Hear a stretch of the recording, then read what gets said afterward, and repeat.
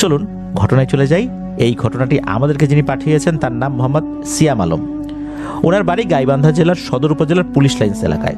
বর্তমানে উনি বেগম রোকেয়া বিশ্ববিদ্যালয়ে অধ্যয়নরত রয়েছেন, অনার্স 3য় বর্ষে। ঘটনাটি ওনার নানার সাথে ঘটেছিল 1970-এর দশকের কোনো একটা সময়। ওনার নানাই মূলত এই ঘটনাটি বিভিন্ন সময় অনেকের কাছে বলেছিলেন। ওনার নানার নাম চাঁদ মিয়া। ঘটনাটি যে সময়ে ঘটে সেই সময়ে নানার বয়স ছিল 35 থেকে 40-এর মধ্যে। নানা টিনের ব্যবসা করতেন। টিন কিনতে বা ব্যবসার কাজে তাকে প্রতি মাসে একবার বগুড়ায় যেতে হতো। তৎকালীন রাস্তাঘাট তো খুব একটা ভালো ছিল না। এমন রাস্তা ছিল কখনো পায়ে হেঁটে, কখনো ভ্যানে করে, কখনো গরুর গাড়িতে করে, আবার কখনো নৌকা দিয়ে নদী পার হয়ে যেতে হতো। নানা বগুড়ায় যাওয়ার ক্ষেত্রে এইভাবেই উনি যেতেন। বলে রাখা ভালো, গাইবান্ধা থেকে বগুড়ায় যেতে বর্তমানে কিন্তু বাসে 2 ঘন্টার মতো সময় লাগে। আর সেই 70-এর দশকের ওই সময়টাতে তখন রাস্তাঘাটের অবস্থা যা ছিল, তখন তো আরও বেশি সময় লাগবে, এটাই স্বাভাবিক। নানা কি করতেন, ফজর আজানের পরপরই নামাজ পড়ে বের হয়ে যেতেন। এরপর উনি ওনার গন্তব্যে গিয়ে কাজ সেরে আবার রাত 9টা কি 10টার মধ্যেই বাড়িতে চলে আসতেন। দীর্ঘ সময় কিন্তু একদম ফজরের পরে বের হয়ে গিয়ে কাজ সেরে আবার বাড়িতে চলে আসা। তবে সবসময় যে উনি আসতে পারতেন বিষয়টা এরকম না। কখনো রাত বেশি হয়ে গেলে গাইবান্ধা ও বগুড়ার মধ্যবর্তী একটি জায়গা রয়েছে গোবিন্দগঞ্জ নামে। এই গোবিন্দগঞ্জে ওনার এক আত্মীয়ের বাড়ি ছিল, সেখানে রাত্রে আর কি বিশ্রাম নিতেন, থাকতেন, এরপর বাড়িতে আসতেন। একবার এক গুরুত্বপূর্ণ কাজে তাকে দুপুরের দিকে বগুড়ার উদ্দেশ্যে রওনা হতে হয়।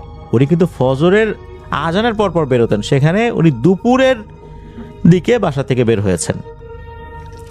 বগুড়ায় গিয়ে কাজ সারতে সারতেই তার রাত 8টার বেশি বেজে যায়। নানা তবুও রওনা করেন, ভেবেছিলেন গোবিন্দগঞ্জ পর্যন্ত এসে সেই আত্মীয়ের বাড়িতে রাতটা কাটিয়ে সকালে গাইবান্ধা চলে আসবেন। এরপর যথারীতি উনি ভ্যান থেকে নেমে একা নির্জন পথ ধরে হেঁটে হেঁটে তার আত্মীয়ের বাড়িতে পৌঁছালে তখন তো উনি বেশ বিপদেই পড়ে যান। ওই সময় তো তার কাছে ঘড়ি ছিল না, সময় বলতে পারেন নাই। উনি যখন আত্মীয়ের বাড়িতে পৌঁছান তখন দেখেন সেই আত্মীয়ের বাড়িতে তালা দেয়া। মোবাইল ফোনেরও তো প্রচলন ছিল না সেই সময়, আর আগে থেকে জানারও সুযোগ ছিল না। নিশ্চয়ই সেই আত্মীয়রা তারা কোথাও বেড়াতে গিয়েছে। আর আশেপাশে যে ঘরবাড়িগুলো রয়েছে সেগুলো কিন্তু অনেক দূরে দূরে। কার কাছে গিয়ে কি জিজ্ঞেস করবেন এটাও তো উনি বুঝতে পারছিলেন না। কি আর করা, রাত হয়ে গেছে, বাড়িতে তো যেতে হবে। উনি নদীর দিকে হাঁটতে থাকেন, কারণ এরপর ওনাকে নদীটা পাড়ি দিতে হবে। ওই সাইডে রয়েছে আত্রাই নদী। চাঁদনি রাত ছিল, পথ চিনতে নানার খুব একটা বেশি সমস্যা হচ্ছিল না। নদীর ঘাটে পৌঁছানোর পর তিনি দেখেন কোনো নৌকা নেই ঘাটে। চারদিক একদম জনমানবহীন। আশেপাশে তাকিয়ে তিনি দূর থেকে একটা হারিকেনের আলো দেখতে পান। আশ্রয়ের খোঁজে সেদিকে হাঁটতে থাকেন। রাতে কোনো কোনো জেলে নদীর পাশে ছাউনি বানিয়ে সেখানে বিশ্রামের মতো জায়গা করে, সারা রাত জেগে মাছ ধরে। তো এটা অনেক জায়গায় আছে। তো নানা ওইখানে চলে আসেন। ওই ছাউনির কাছে এসে ডাকতে থাকেন যে, ও ভাই, ভিতরে কে আছেন? ভিতর থেকে একজন বৃদ্ধ বেরিয়ে আসে। তো নানা বলে যে, আমি এরকম একটা সমস্যায় পড়ছি, আত্মীয় তো নাই, কি করি, এখন তো যেতেও পারছি না। তখন ওই জেলে উনি বলেন যে তার নাম হচ্ছে হারু, সবাই তাকে হারু বলে ডাকেন। হতে পারে তার নাম হারুন বা অন্য কিছু, তবে সবাই তাকে হারু বলে ডাকেন, এমনটাই বলেছিলেন। উনি বলেন যে, তোমার কোনো চিন্তা নাই, আমি এখন নৌকা নিয়ে মাছ ধরতে একটু বাইরে বের হব, তুমি এই ছাউনির মধ্যে আশ্রয় নাও। নানাকে উনি ছাউনিতে বিশ্রাম নিতে বলে নৌকায় করে উনি চলে যান বেশ কিছুটা দূরে। এদিকে সারাদিনের ক্লান্তি, রাতে খাওয়া দাওয়াও করেন নাই, আর এমন ক্লান্তি তার ছিল, নানা কিছুক্ষণের মধ্যেই ঘুমিয়ে পড়েন। হঠাৎ করে নানার ঘুম ভাঙে। হারু, হারু, কিরে, ওট ওট, এই হারু। নানা চোখ খুলে দেখেন ওই ছাউনিটা ভূমিকম্পের মতো কাঁপছে। মনে হচ্ছে কেউ যেন সজোরে ওই ছাউনিটা ধরে ঝাঁকাচ্ছে। আর এই ডাকগুলো মনে হচ্ছে অনেক দূর থেকে প্রতিধ্বনিত হয়ে আসছে। নানা ভাবলেন চোর ডাকাত জিনভূত কিনা। উনি ভয়ে ভয়ে বাইরে বের না হই ছোনের বেড়া হালকা করে একটু আঙ্গুল দিয়ে সরিয়ে বাইরে থেকে দেখার চেষ্টা করেন ঘটনাটা কি বাইরে কে। উনি তাকিয়ে যা দেখেন তাতে ভয়ে ওনার গলা শুকিয়ে যায়। উনি দেখতে পান একটা প্রকাণ্ড লোমশ হাত দূর থেকে ফসলের মাঠ পেরিয়ে এই ছাউনি পর্যন্ত চলে এসেছে। ওই হাতটি মূলত ছাউনি ধরে ঝাঁকাচ্ছে। এত বড় হাত, সর্বনাশ! এই জিনিসটা ঝাঁকাচ্ছে আর বলছে, এ হারু, এ হারু। নানা তো যথেষ্ট সাহসী ছিলেন। আগেও ছোটখাটো প্যারানরমাল সমস্যায় উনি পড়েছিলেন, যেহেতু রাত বিরেতে ওনাকে বাড়িতে আসতে হতো। তা সত্ত্বেও তিনি ভয়ে কাঁপতে থাকেন এবং আল্লাহকে ডাকতে থাকেন। উনি আঁটোসাঁটো হয়ে ওই ছাউনির মধ্যে বসে থাকেন, নিঃশব্দে, কোনো কথা বলছেন না, মনে মনে দোয়া দুরূদ পড়ছেন। 2 মিনিটের মতো এরকম ডাকাডাকি হয়। এরপর ঝাঁকুনি থেমে যায়, হাতটিও মিলিয়ে যায়। এর কিছুক্ষণ পর এই হারু ফিরে আসলে নানা তাকে সব ঘটনা খুলে বলেন, অনুরোধ করেন যে আমাকে এখনই নদীটা পার করে দেন, ভয়, আমার অবস্থা খারাপ, আমি আর এখানে থাকতে চাই না। হারু বলে, ও এই ঘটনা, আরে বাপু ভয় পেও না তো, ও কিছু না, আরে এত রাতে তুমি যাবেই বা কোথায়, চুপ করে বসো তো, কোনো ভয় নেই। এই বলে হারু ছাউনির থেকে বাইরে বেরিয়ে একটা কাজ করে বসেন। ফসলের জমির যেই সাইড থেকে ওই যে লম্বা একটা হাত বেরিয়ে এসেছিল ওইদিকে মুখ করে বলতে থাকেন, বড়দা, ও বড়দা, শুনতে পাচ্ছেন, ও বড়দা। তো এরকম ডাকাডাকি করছে। ওই সময় কি করে, নানাও ওই হারুর পিছনে এসে দাঁড়িয়ে দেখতে থাকেন ঘটনাটা কি।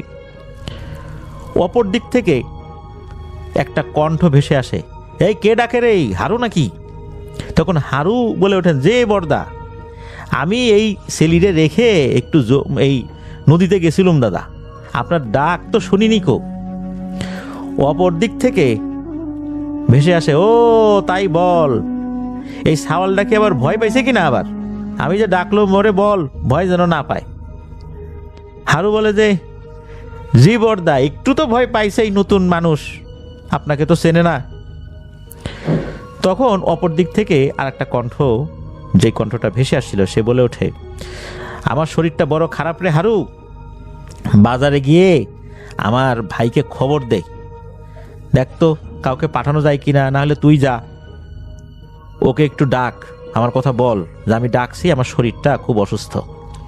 তখন হারু বলে ওঠেন, জি বড়দা, আমি তাহলে এই ছেলেটারে বাজারে পাঠাই দেই নদী পার করে, আমি নৌকা পাড়ে রেখে কিভাবে যে যাই। তখন অপর পাশ থেকে বলে, আচ্ছা ঠিক আছে তাই কর, আর ওরে বলিস ভয়টা যেন না পায়, আর ওকে বিস্তারিত বলে দিস কিভাবে কি করতে হবে। ওই সময় আবার ওই অপর পাশ থেকে ওই কণ্ঠটা বলে ওঠে, হ্যারে সাওয়াল, পারবি তো, ভয় পাইছিস নাকি, যাবি নাকি? তখন আবার নানা কাঁপা কাঁপা কণ্ঠে উত্তর দেয়, জি যাব, হালকা পাতলা ভয় পাইছি, তবে এখন আর ভয় লাগতেছে না। তখন অপর পাশ থেকে বলে ওঠে, আচ্ছা ঠিক আছে, আমি বলে দেই তোকে, নদী পার হয়ে সোজা বাজারে ঢুকে যাবি, যেখানে মাছ বিক্রি করে সেখানে, ওখানে গিয়ে আমার ভাইকে পাবি। নানা তখন বলেন যে, সে না হয় গেলাম, কিন্তু আমি তাকে চিনব কিভাবে? তখন আবার অপর পাশ থেকে আওয়াজ আসে, ওখানে গিয়ে সবচেয়ে লম্বা লোক যেটা, সবচেয়ে লম্বা যেটা আছে, তার কাছে গিয়ে বলবি নদীর ওই পারে বট গাছে আপনার যে ভাই থাকে তিনি বড্ড অসুস্থ, আপনাকে ডেকে পাঠিয়েছে, আর বলিস যে আমার মিষ্টি খেতে ইচ্ছা করছে। নানা বলে, আচ্ছা ঠিক আছে, আমি জানাবো। তো এরপরে সব ডাকাডাকি থেমে যায়। ওই হারু নৌকায় করে নদী পার করে দেয় নানাকে, আর নদী পার হতে হতে নানাকে অভয় দিয়ে ঠিকঠাক মতো কাজটা করার জন্য বলে। আর হারু বলে দেন যে নানা যতক্ষণ না পর্যন্ত ফিরবেন ততক্ষণ পর্যন্ত হারু নৌকা নিয়ে এখানে অপেক্ষা করবেন। হারুকে বিদায় জানিয়ে নানা বাজারের মধ্যে চলে যান। তখন কিন্তু কোনোভাবেই বাজারে লোক থাকার কথা না, তখন কিন্তু বেশ রাত হয়ে গেছে, অনেক রাত। নানা বাজারে তো কাউকে দেখতে পান না, আর এই বাজারে উনি নতুন, কোথায় মাছ বিক্রি করে এটাও জানেন না। তারপরও উনি খুঁজতে থাকেন যে কোথায় এই বাজারে মাছ বিক্রি করতে পারে। কোনো জায়গায় কোনো সারা শব্দ নাই, কুকুর বিড়ালই, মানে বিড়ালও দেখা যাচ্ছে না সেখানে। হঠাৎ করে নানা একটা জায়গায় দেখেন অনেক মানুষ, স্বাভাবিক আকৃতিরই মানুষ, মনে হচ্ছে তারা কেনাকাটা করছে, মাছ কেনা বেচা করছে, এরকম আর কি, এরকম মনে হচ্ছে। তখন এর মধ্যে লম্বা একটা লোক, তার চেহারা ছিল তো স্বাভাবিক মানুষের মতোই। তো তাকে গিয়ে নানা বলেন, এই যে ভাইজান শুনছেন, আমি তো আসছি আপনার বড় ভাইয়ের সালাম নিয়ে। আপনার বড় ভাই আপনাকে সালাম জানাইছেন আর বলছেন যে উনি খুব অসুস্থ, আপনাকে ডেকে পাঠাইছেন আর ওনার মিষ্টি খেতে ইচ্ছা করছে। ওই লোকটা ঘুরে তাকায় নানার দিকে, মিনিট খানেক না, মানে হয়তো বা 30 সেকেন্ড 40 সেকেন্ড এক দৃষ্টিতে নানার দিকে তাকিয়ে থাকেন, মানে উনি কিছু ভাবছেন। এরপরে বলেন, ঠিক আছে চলো আমার পিছু পিছু আসো। নানা দেখলেন যে বাজারে কোনো লোকজন নাই, অথচ কোনো একটা দোকানে এই লোকটা গেল, সেই দোকান খোলা, সেটা হলো মিষ্টির দোকান। তো ওই লোকটা এক হাঁড়ি মিষ্টি, দই, সন্দেশ, এরকম বিভিন্ন ধরনের মিষ্টান্ন দ্রব্য কিনে নদীর দিকে হাঁটতে থাকে। নানাও তার পিছু পিছু হাঁটতে থাকে, তার পাশাপাশি হাঁটতে পারছিলেন না, মানে ওই লোকটা এত দ্রুত হাঁটছিল যে তার পাশাপাশি আসার কোনো সুযোগ নেই। তবে নানা পেছন থেকে তাকে কোনো কিছু জিজ্ঞেস করেন নাই। নানা বুঝতে পেরেছিলেন যে এই জিনিসটা স্বাভাবিক কিছুই না। নদীর পাড়ে এসে দুজনে দাঁড়িয়ে যান। এদিকে নানা ওই হারুকে ডাকতে থাকেন, ও হারু ভাই, ও হারু ভাই, এই যে আমরা তো চলে আসছি। তখন ওই লোকটা বলেন যে নৌকায় এখন পার হওয়ার সময় নাই, আমার বড় ভাই অসুস্থ, তুমি নৌকায় পার হয়ে যাও, আমি আমার মতো করে পার হয়ে যাচ্ছি। এই বলে ওই লোকটা করে কি, নদীর এপারে দাঁড়িয়ে এক পা এমন লম্বা করেছে যে ওই পাটা লম্বা হয়ে নদীর ওই পারে চলে গেছে। এরপর ওনার এক পা এই পাশে আর এক পা ওই পাশে, পুরো বডিটা উনি ওই পায়ের কাছে নিয়ে যান। এরপর এই পাটা ছোট করে আবার স্বাভাবিক আকৃতিতে উনি নিয়ে আসেন নিজের শরীরটাকে। এরপরে হাঁটতে হাঁটতে কোথায় যেন চলে গেলেন। হারু এসে উপস্থিত হয় নৌকা নিয়ে। তো উনি নৌকায় উঠেছেন, অর্থাৎ নানা নৌকায় উঠেছেন। এই দৃশ্য দেখে তো নানা ভয়ে থরথর করে কাঁপছেন। তখন হারু নানাকে সাহস যোগাতে থাকে আর একটা বিড়ি ধরিয়ে বলে, নাও বিড়ি খাও, ভয়ের কিছু নাই। নানা যখন একটু স্বাভাবিক হন তখন হারু বলতে থাকেন, আসলে তুমি যাকে ডেকে নিয়ে আসছো উনিও জিন, মূলত তাড়াতাড়ি যাওয়ার জন্য এইভাবে উনি চলে গেছেন, না হলে সাধারণত আমি নৌকায় পার করে দেই, গল্প করতে করতে চলে আসি আর কি। তো এইভাবে আসলে অল্প কিছু কথা বলতে বলতে ওই ছাউনিতে নানা আর ওই হারু চলে আসেন। আর হারু তখন নানাকে বলেন যে আসলে এরা দুইজনই খুব ভালো জিন, এরা অনেক দিন ধরে এই এলাকায় আছে, আর এদের কারণে মূলত দুষ্টু পিশাচ শ্রেণীর জিনেরা জেলেদেরকে জ্বালাতন করতে পারে না। এরা মানুষদের অনেক উপকার করে, কখনো কোনো ক্ষতি করে না। মূলত এদের কারণেই আল্লাহর রহমতে মানুষ নির্ভয়ে রাতের বেলায় মাছ ধরতে পারে। তো এভাবে বিভিন্ন গল্পগুজব হচ্ছে, নানারও ভয়টার একদম কেটে আসছে, নাই বললেই চলে ভয়। ভালোই লাগছিল যে এরকম একটা পরিবেশে উনি হঠাৎ করে পড়ে গেছেন, ভয় পেয়েছিলেন, তো এখন আর ভয় নাই। হঠাৎ দূর থেকে একটা কণ্ঠ ভেসে আসে, এই হারু, তোরা খেয়েছিস রাতে? তখন হারু বলেন যে হ্যাঁ আমি তো খাইছি বড়দা, এই লোকটা তো আসলে খায় নাই, ওই আত্মীয় বাড়িতে গেছিল, যায় দেখে তালা মারা, তাই চলে আসছে এখানে, সে খাওয়া দাওয়া করে নাই। তখন ওই পাশ থেকে বলে ওঠে, ও বুঝছি, তাহলে এই নে এক হাঁড়ি সন্দেশ খা তোরা, যেহেতু ছেলেটা খাওয়া দাওয়া করে নাই তো দুইজন মিলেই খা। মুহূর্তের মধ্যে একটা লম্বা হাত ওই ছাউনির এক পাশে চলে আসে। ছাউনির কিন্তু মাথার সাইড, পায়ের সাইডে ফাঁকা থাকলেও ওই জায়গাটা ঢাকা ছিল, তো এক সাইডে খোলা রেখেছিলেন ওই সময় হারু। তো ওই দিক দিয়ে একটা হাত চলে আসে। হাত দেখে যদিও বা নানার ভয় পাওয়ার কথা, তবে নানা এবার মোটেও ভয় পান নাই। ঠিক একই রকম বেশ বড় আকৃতি একটা লোমশ হাত, হাতে একটা সন্দেশের হাঁড়ি, ওই জিনিসটা ছাউনির মধ্যে চলে আসে। তো নানা এটা দেখেন, হারু ওই হাঁড়িটা গ্রহণ করেন, দেখা যাচ্ছে ওর ভিতর সন্দেশ আছে। আর এগুলো তো নানা নিজেই দেখেছিলেন যে কিভাবে কিনেছে। নানা অবশ্য খেতে চাচ্ছিলেন না, কিছুটা আনইজি ফিল করছিলেন। হারু জোরাজোরি করেন যে খাও রে বাবা, কোনো সমস্যা নাই। এরপর নানা এটা খান, খাওয়ার পর ভালোই লাগলো আর কি। এটা যে একদম অপার্থিব স্বাদ বিষয়টা এরকম না, তবে মিষ্টির কোয়ালিটিটাও খুব ভালো ছিল আর কি। নানা তো ক্ষুধার্তও ছিলেন। এরপর হারু আর নানা সারা রাত গল্প করে কাটিয়ে দেন। ফজরের পরে যখন আস্তে আস্তে সকাল হচ্ছে, মানে সূর্য উঠছে, চারদিকে একটু ফর্সা হয়ে আসছে, এরপর নৌকাও ঘাটে চলে আসে। নানা এরপরে নদী পাড়ি দিয়ে আস্তে আস্তে বাড়িতে চলে আসেন। তবে নানা এরপরে কখনোই এইভাবে আর এই নদীর পাড়ে রাতের বেলা আসার চেষ্টা করেননি। যতদিন উনি জীবিত ছিলেন ততদিন করেন। নানা এখন জীবিত নাই, এমনটাই জানিয়েছেন আমাদেরকে যিনি ঘটনা পাঠিয়েছেন, সিয়াম আলম ভাই। প্রিয় লিসেনার্স, আমরা তো আসলে মেছো ভূতদের গল্প শুনি, তবে এই ঘটনাটা আমার কাছে বেশ অন্যরকম লেগেছে।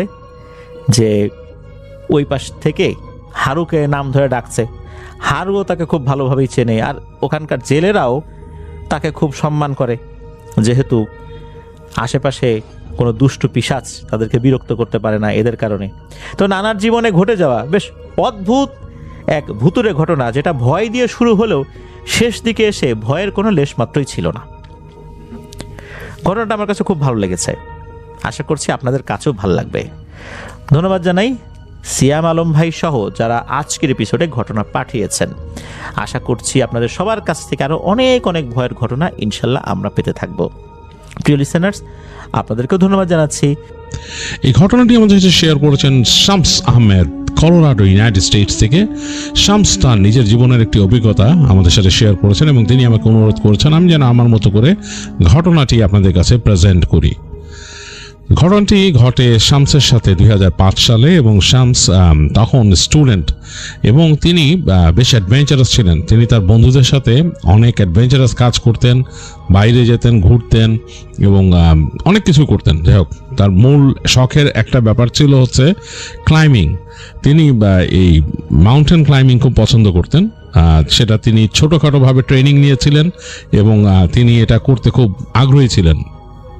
তো কলোরাডোতে তখন খুব বড় কিছু এরকম পাহাড় ছিল যেগুলোতে ক্লাইম্ব করা যেত এবং শামসের খুব শখ ছিল যে সে এরকম একটা পিক আছে, যাই হোক সেটাতে সে ক্লাইম্ব করবে। এটা তার সবসময় একটা শখ যে সেটা সে জয় করবে, এটা তার শখ ছিল তার বন্ধুদের সাথে গিয়ে। তো এটারকে মাথায় রেখেই সে ছোটোখাটো ক্লাইম্বিংয়ে অভ্যস্ত হওয়া শুরু করছিল। তো যাই হোক, তখন উইন্টার আসি করতেছে, উইন্টার পুরো আসে নাই, এরকম সময় এক নাগাড়ে বেশ স্ট্রংলি পড়াশোনা করে শামস একটু প্রেশার ফিল করতেছিল। তো যাই হোক, সে ডিসাইড করে যে সে সেমিস্টার ড্রপ দিবে। এটা চিন্তা করে সে ওইবার আর নতুন কোনো কোর্স বা ক্লাস নেয় না আর কি। তো বেশ একটু ফ্রি টাইম কাটাইতে চায় সে। তো এই সময়টাই সে চিন্তা করে যে আমি একটু যদি পাহাড়ে যেতে পারি, একটু ক্লাইম্বিং করি, মন টন একটু ভালো হবে। তো সে তার বন্ধু বিলি আর এডি দুজনের সাথে কথা বলে যে একটু পাহাড়ে যাবি নাকি। তো বিলি এডি ওরা আবার তখন পড়াশোনা করতেছে না, ওরা তখন কাজ করে। তো দুজনেই বললো যে ওকে যাও, তো যাই, কোনো ব্যাপার না, চলো যাই। তো তারা মোটামুটি ডিসাইড করে যে তারা ক্লাইম্বিং করতে যাবে। তো মোটামুটি যেখানে তারা ক্লাইম্ব করতে যাবে এক্স্যাক্ট লোকেশন বলে নেই শামস। তো ওই পাহাড়গুলো বেশ উঁচু, অনেক উঁচু, কারণ সে চাচ্ছিল যে সে যেখানে ক্লাইম্বিং শেখার পর মোটামুটি প্রথম দিকে করছে তার থেকে একটু উঁচু জায়গাগুলো সে ক্লাইম্ব করতে, তাহলে তার অভ্যস্ততা বাড়বে। কারণ তার অ্যাকচুয়ালি তার ইচ্ছা হচ্ছে যে সে গিয়ে কলোরাডোর সবচেয়ে টপ যে পিকটা সেটা সে ক্লাইম্ব করবে পরবর্তীতে। আর সেইটা করতে চায় হচ্ছে অ্যাকচুয়ালি এক্সট্রিম ওয়েদারে, মানে উইন্টারে। তো উইন্টারে করতে গেলে কিন্তু ওয়েদার চরম এক্সট্রিম থাকে ওইখানে, আর এইটার জন্য তাকে প্র্যাকটিস করতে হবে যথেষ্ট। তো সেটা actually this is the best time. সে মনে করে যে এখন যেহেতু উইন্টার কেবল আসি করতেছে, আর আমি যেটা ডিসাইড করছি যে জায়গায় আমি যে করবো ক্লাইম্বিং প্র্যাকটিস, এইটা হচ্ছে বেস্ট প্রিপারেশন ফর মি। তো সেই জন্যই কিন্তু প্ল্যানটা করছে এই সময়টা করবে কাজটা। তো বিলি এডি দুজনের কাছেই যখন এসে বলছিল, তারা কিন্তু বলছিল তখন যে তাদের কাছে ওরকম টাকা নাই, এখন টাকার শর্টেজ আছে। তো বলে যে আমি কভার করবো, অসুবিধা নেই, আর আমি এমনি সেমিস্টার ড্রপ দিছি, এখন আমি এক্সট্রা টাকা যা আছে আমি বিয়ার করবো, কোনো অসুবিধা নেই, সো লেটস গো। তো ওরকম প্ল্যান করে যোগাযোগ করে ওরা ওইখানে, এবং ওখানকার যে এজেন্সি তাদেরকে ওখানে গাইড প্রোভাইড করবে ইত্যাদি ইত্যাদি, ওদের সাথে যোগাযোগ করে ওরা রওনা দেয় আর কি। তো এডিট ট্রাক ছিল, ট্রাকে করে সব প্যাক করে ওনা দেয়। তো ওই এজেন্সি তাদেরকে বলছিল যে তোমাদের থাকার জায়গা অমুক জায়গা হবে, যেখানে তোমরা কটেজ আছে আমাদের, ওই কটেজে থাকবা, এবং ওইগুলাই কিন্তু আগের থেকে ওরা রেন্ট টেন্ট সব হিসাব করে নিছে আর কি। তো বলছে যে ওখানে থাকবা এবং ওখান থেকে এরকম আমরা রওনা দিব, এতটা সময় আমাদের গাইড আসবে, তারপর ইত্যাদি ইত্যাদি। এবং ওরা ওইটা চুজ করছে, একটু ভাড়া বেশি নিছে শামসের কাছে, যেটা যেহেতু মানে কটেজটা কাছে, তাদের যেই পাহাড়ের যেখানে যেতে হয় এটাতে কাছে।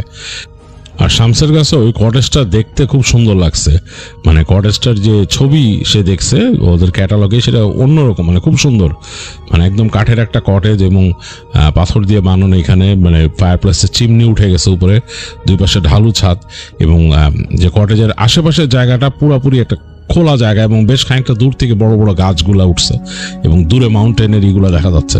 তো সে চিন্তা করছে যে আমরা একদিন আগে চলে যাই, একদিন ওখানে থাকবো, ওখানে থেকে আড্ডা টাড্ডা দিয়ে তারপর দিন রওনা দিলাম ক্লাইম্বিংয়ের জন্য। এবং ক্লাইম্বিংয়ের সময় তো শুধু ওই টেন্ট ছাড়া আসলে ওরকম কিছু নাই, টেন্টে থাকতে হবে। তো এই কটেজটাতে মানে একটা দিন থাকি, বেশ জোস হবে। তো যাই হোক, ওইটা দিয়েই চুজ করছে কটেজটা শামসরা। তো তারা যখন যাচ্ছে রাস্তা দিয়ে, তাদের যে মূল শহর থেকে বের হয়ে হাইওয়ে ধরে চলতে চলতে এক সময় এই পাহাড়ি এলাকার মধ্যে ঢুকছে। এই জায়গাগুলা একটু অন্যরকম, পাহাড়ি এখানে ঢুকেছে, উঁচু উঁচু গাছ রাস্তার দুই পাশে, এবং বেশ দূরে দেখা যাচ্ছে ঢালু জায়গা, এবং তারপর পাহাড় দূরে, এবং অনেক দূরে মাউন্টেন লাইন দেখা যাচ্ছে এরকম। তো চলতে চলতে এক সময় তারা চলে আসলো এই জায়গাটা একটু কান্ট্রি সাইড, যেখান দিয়ে তাদের যেতে হবে কটেজের মূল রাস্তাটা। তো ওরা ওই রাস্তার মধ্যে উঠে গেল এবং চলতেছে বেশ অন্যরকম। এবার একটু মানে উঠে চলতে, মানে গাড়িটা উপর দিকে উঠতেছে, বোঝা যাচ্ছে যে রাস্তা পাহাড় একদম ঘুরে ঘুরে উঠতেছে, এবং চারিপাশে এই যে শীত যেহেতু চলে আসছে, বেশ ঠান্ডা বেড়ে গেছে, এবং ঘন কুয়াশা নিচের দিকে দেখা যাচ্ছে, বেশ কভার করে রাখছে। তো এরকম করে ঘুরতে ঘুরতে এক সময় তারা চলে আসলো বেশ গাছগাছালি ঘেরা একটা জায়গা।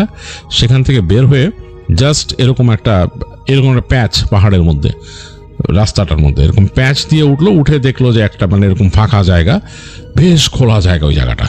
এবং এই খোলা জায়গাটার মধ্যে মাঝখানে মনে হলো যে এই কটেজটা রাখা, কটেজের পাশেই একটা গাছ, বড় গাছ, এবং গাছে একটাও পাতা নেই, শুকনো একটা গাছ, ডালপালা মেলে আছে এরকম, এবং মানে গাছের মধ্যে কোনো পাতাই নেই, শুকনো একটা গাছ, ঠান্ডায় পড়ে গেছে। এবং দূরে দেখতেছে যে তার কয়েকদিন আগে মনে হয় হালকা স্নোফল হয়েছিল, কিছু কিছু জায়গায় এখনো স্নো মানে আছে, হালকা হালকা লেগে আছে, কিছু কিছু জায়গায় গলে পানির মতো হয়ে গেছে। এবং তার থেকে দূরে উঁচু উঁচু গাছগুলো আছে, গাছের ওই পাশে দূরে পাহাড়েরই দেখা যাচ্ছে, এবং ওই পাহাড়ই তারা ক্লাইম্ব করবে। তো বেশ লাগলো শামসের কাছেও, বা বিলি, এডি, ওদের কাছে সবার কাছে জোস লাগলো, এবং তারা তাদের ট্রাক এনে পার্ক করলো ওইখানে। তো ওদের কাছে কিন্তু বলা আছে যে অমুক জায়গায় যে উঠবা, ওখানে জিনিসটা এরকম যে কেউ নাই, ওদের এজেন্ট যে কেউ থাকবে ওখানে তা না, সব কিছু দেওয়া আছে এই সেই। তো ওরা কালেক্ট করে নিয়ে গেছে এখান থেকে যাওয়ার সময়, তো ওই কটেজের চাবি নিয়ে গেছে। তো সুন্দর যে ওখানে কটেজ খুলে ঢুকলো, বেশ সুন্দর ছিমছাম গোছানো, কটেজের ভেতরে সবকিছু গোছানো। এবং তাদের জিনিস হচ্ছে তারা যখন এখান থেকে যাবে তখনও তাদের কিন্তু ঠিক এইভাবেই গোছায় রেখে যেতে হবে কটেজটা, মানে এটা কিন্তু জাস্ট লাইক ডাম্পিং করে গেলে হবে না এখানে। তো যাই হোক, ওরকম ভাবেই ঢুকছে তারা। তো ঢুকে দেখতেছে যে কটেজের মধ্যে বেশ জোস এনভায়রনমেন্ট, ভিতরে হিটিং টিটিং অন করে দিল তারা, দিয়ে ভেতরে তাদের মতো হাঁটতেছে, এইটা ওইটা দেখতেছে। তো খুব সুন্দর লাগতেছে। তো দোতলা উঠে গেল, তারা তিনজন বলছে কে কুই থাকবি। তো বিলি এমনি পছন্দ করতো যে নিচে থাকতে, সে বলতেছে যে আমি নিচতলায় থাকবো, এই লিভিং রুমের মধ্যে, আর এই ফায়ার প্লেস আছে, ফায়ার প্লেসে কাঠ টাট দিব, আগুন জ্বালবো, এখানে আমি থাকবো, আর তোরা আড্ডা দিবি আমার সাথে, তারপর তোরা তোদের মতো বেডরুমে চলে যাস। তো দুই তলায় গেল, দুই তলায় যে শামস দেখতেছে যে এই পাশে একটা বেডরুম আছে, এই পাশে একটা বেডরুম আছে, মানে 3টা বেডরুম দুই তলায়। তো শামস ডান দিকের যে বেডরুমটা ওটাতে ঢুকে দেখলো যে ওইটার এক পাশে দিয়ে জানলা দিয়ে দেখা যাচ্ছে ওখানে পাহাড়, মাউন্টেন লাইনগুলো দেখা যাচ্ছে, উঁচু যেটা যারা ক্লাইম্ব করবে সেই পাহাড় দেখা যাচ্ছে, আর তার নিচে গাছ, খুব সুন্দর পরিবেশ। আর ওই সেম রুমের এই পাশে জানলা দিয়ে দেখা যাচ্ছে যে এই পাশে যে যেটা পাতা ছাড়া মরা গাছটা, ওই গাছটা দেখা যাচ্ছে ওইখানে, মানে ডালপালা এরকম হয়ে আছে। তো শামসের কাছে এগুলো বেশ ভালো লাগতো। শামস বললো যে আমি এই রুমটা নিবই, I am gonna take this room. আর বিলি তো ওই নিচে থাকতে পছন্দ করে, সে ওখানে থাকবে। এডি তখন বললো যে আচ্ছা তাহলে আমি ওই পাশের কর্নারের রুমটা নেই। তো ওই কর্নারের রুম থেকে এই গাছটাকে সামান্য দেখা যায় আর পাহাড় দেখা যায়। যাই হোক, তারা রুম ডিস্ট্রিবিউট, মাঝখানের রুমটা কিন্তু খালি রয়ে গেল তাদের, ওটার মধ্যে কেউ নাই। আর নিচে কিন্তু বিলি থাকতেছে রাত্রেবেলা। যাই হোক, তাদের মতো সব গোছাটোছাই নিয়ে তারা ওখানে বসে নিচে আড্ডা দিতেছে। এর মধ্যে বেলা পড়ে যাচ্ছে, আস্তে আস্তে বিকাল হয়েছে। বিকাল হয়ে এবং ওই ফোনে কিন্তু তারা বলে দিচ্ছে যে আমরা এখানে এসে পড়ছি। তাদের যে কোম্পানি তাদেরকে বলছে যে আমরা এখানে চলে আসছি, তোমরা এই যে আগামীকাল এতটার সময় তোমাদের লোক আসার কথা, এসে মানে জাস্ট কনফার্ম করে দিছে। দিয়ে তারা ওখানে জাস্ট আড্ডা দিতেছে নিচে। তো বসে বসে আড্ডা দিতেই ততক্ষণে কিন্তু অলরেডি বিকাল হয়ে গেছে। তারা দেখতেছে যে পাহাড়ি বিকালটা অন্যরকম। একে তো কাইন্ড অফ গ্লুমি ওয়েদার, মানে উইন্টারের, তারপরে দেখা গেছে যে তখন আলো কমে যাচ্ছে, মানে একেবারে অন্যরকম একটা পরিবেশ। পাহাড়ের ওই পাশের জায়গাটা মনে হচ্ছে হঠাৎ করে পাহাড়ের উপরের দিকটা কেমন যে লালচে হয়ে গেল। তো তখন বলতেছে শান্ত, দেখ কি অবস্থা। তো তিনজনই দেখলো, মনে হলো যে পাহাড়ের উপরের ওই জায়গাটা কাইন্ড অফ স্নো ক্যাপ আছে। তো ওই জায়গায় যখন আলো পড়ছে মনে হচ্ছে যে ওই জায়গাটা মানে একদম ঝকমক করে উঠছে লাল রংটায় সাদার উপরে, অন্যরকম সৌন্দর্য একটা। যাই হোক, এটা তারা অনেকক্ষণ এনজয় করলো, মানে অনেকক্ষণ বলতে বেশ খানিকক্ষণ। তারপরে কিন্তু আস্তে করে সেট করে সূর্য ডুবে গেল, চারিদিকে অন্ধকার হয়ে গেল। অন্ধকার হওয়ার সাথে সাথে জায়গাটাকে রিয়েলি স্পুকি মনে হওয়া শুরু হইলো, বিকজ মনে হলো যে এই জায়গাটা মনে হয় ভুতুড়ে একটা জায়গা। কারণ মানে অন্যরকম একটা ভয়ঙ্কর লাগতেছে চারিপাশটা। মানে মনে হচ্ছে যে ওই যেসব জায়গায় হালকা স্নো জমেছিল সেগুলা গলে গেছে, যেসব জায়গায় কালো কালো পাথর বের হয়ে গেছে, দেখতে কেমন যেন বলছে মুখ বদনান করে আছে এই যে মানে এই আকাশের ধূসর আলোতে। মানে ধূসর আলো কারণ কি, মানে জায়গাটার পরিবেশ ল্যান্ডস্কেপটা এরকম যে এই রাতের আলোটাও ধূসর আলো হয়ে গেছে, আর ওই গাছের উপরের জায়গাগুলোকে আরো অন্যরকম লাগতেছে। তো ওরা ওখান থেকে সুইচ ট্যাপ দিয়ে বাসার পাশের যে বাতিগুলো জ্বালাই দিছে। তো দুই পাশে দুইটা লাইট আছে, সামনে শেডের নিচে একটা আর ওইখানে একটা। দুইটা লাইটে মানে খুব বেশি আলো তৈরি করতে পারতেছে না। তো এরকম সময় তারা খেয়াল করলো যে আকাশে চাঁদ ভিজিবল হয়েছে, মানে চাঁদটা খুব আবছা ছিল, এটা মানে আস্তে আস্তে উজ্জ্বলতা বাড়তেছে।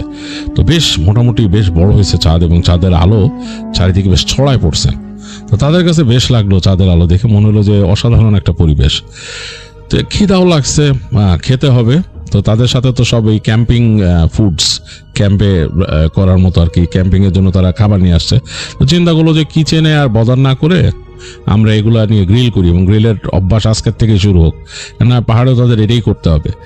তো যে তাদের ট্রাক থেকে তাদের ওই যে গ্রিল ম্যাটেরিয়াল যা যা আছে সেগুলো সব নামাইলো, এনে সেটা স্ট্যান্ড সেট করলো কোথায়, ওই যে গাছ আছে যে মরা গাছটা ওটার কাছে, ওখানে সেট করলো তারা। মানে এটা তাদের কাছে মনে হলো একটা আর্টিস্টিক ব্যাপার, ওইখানে বসে গ্রিল করবে তারা।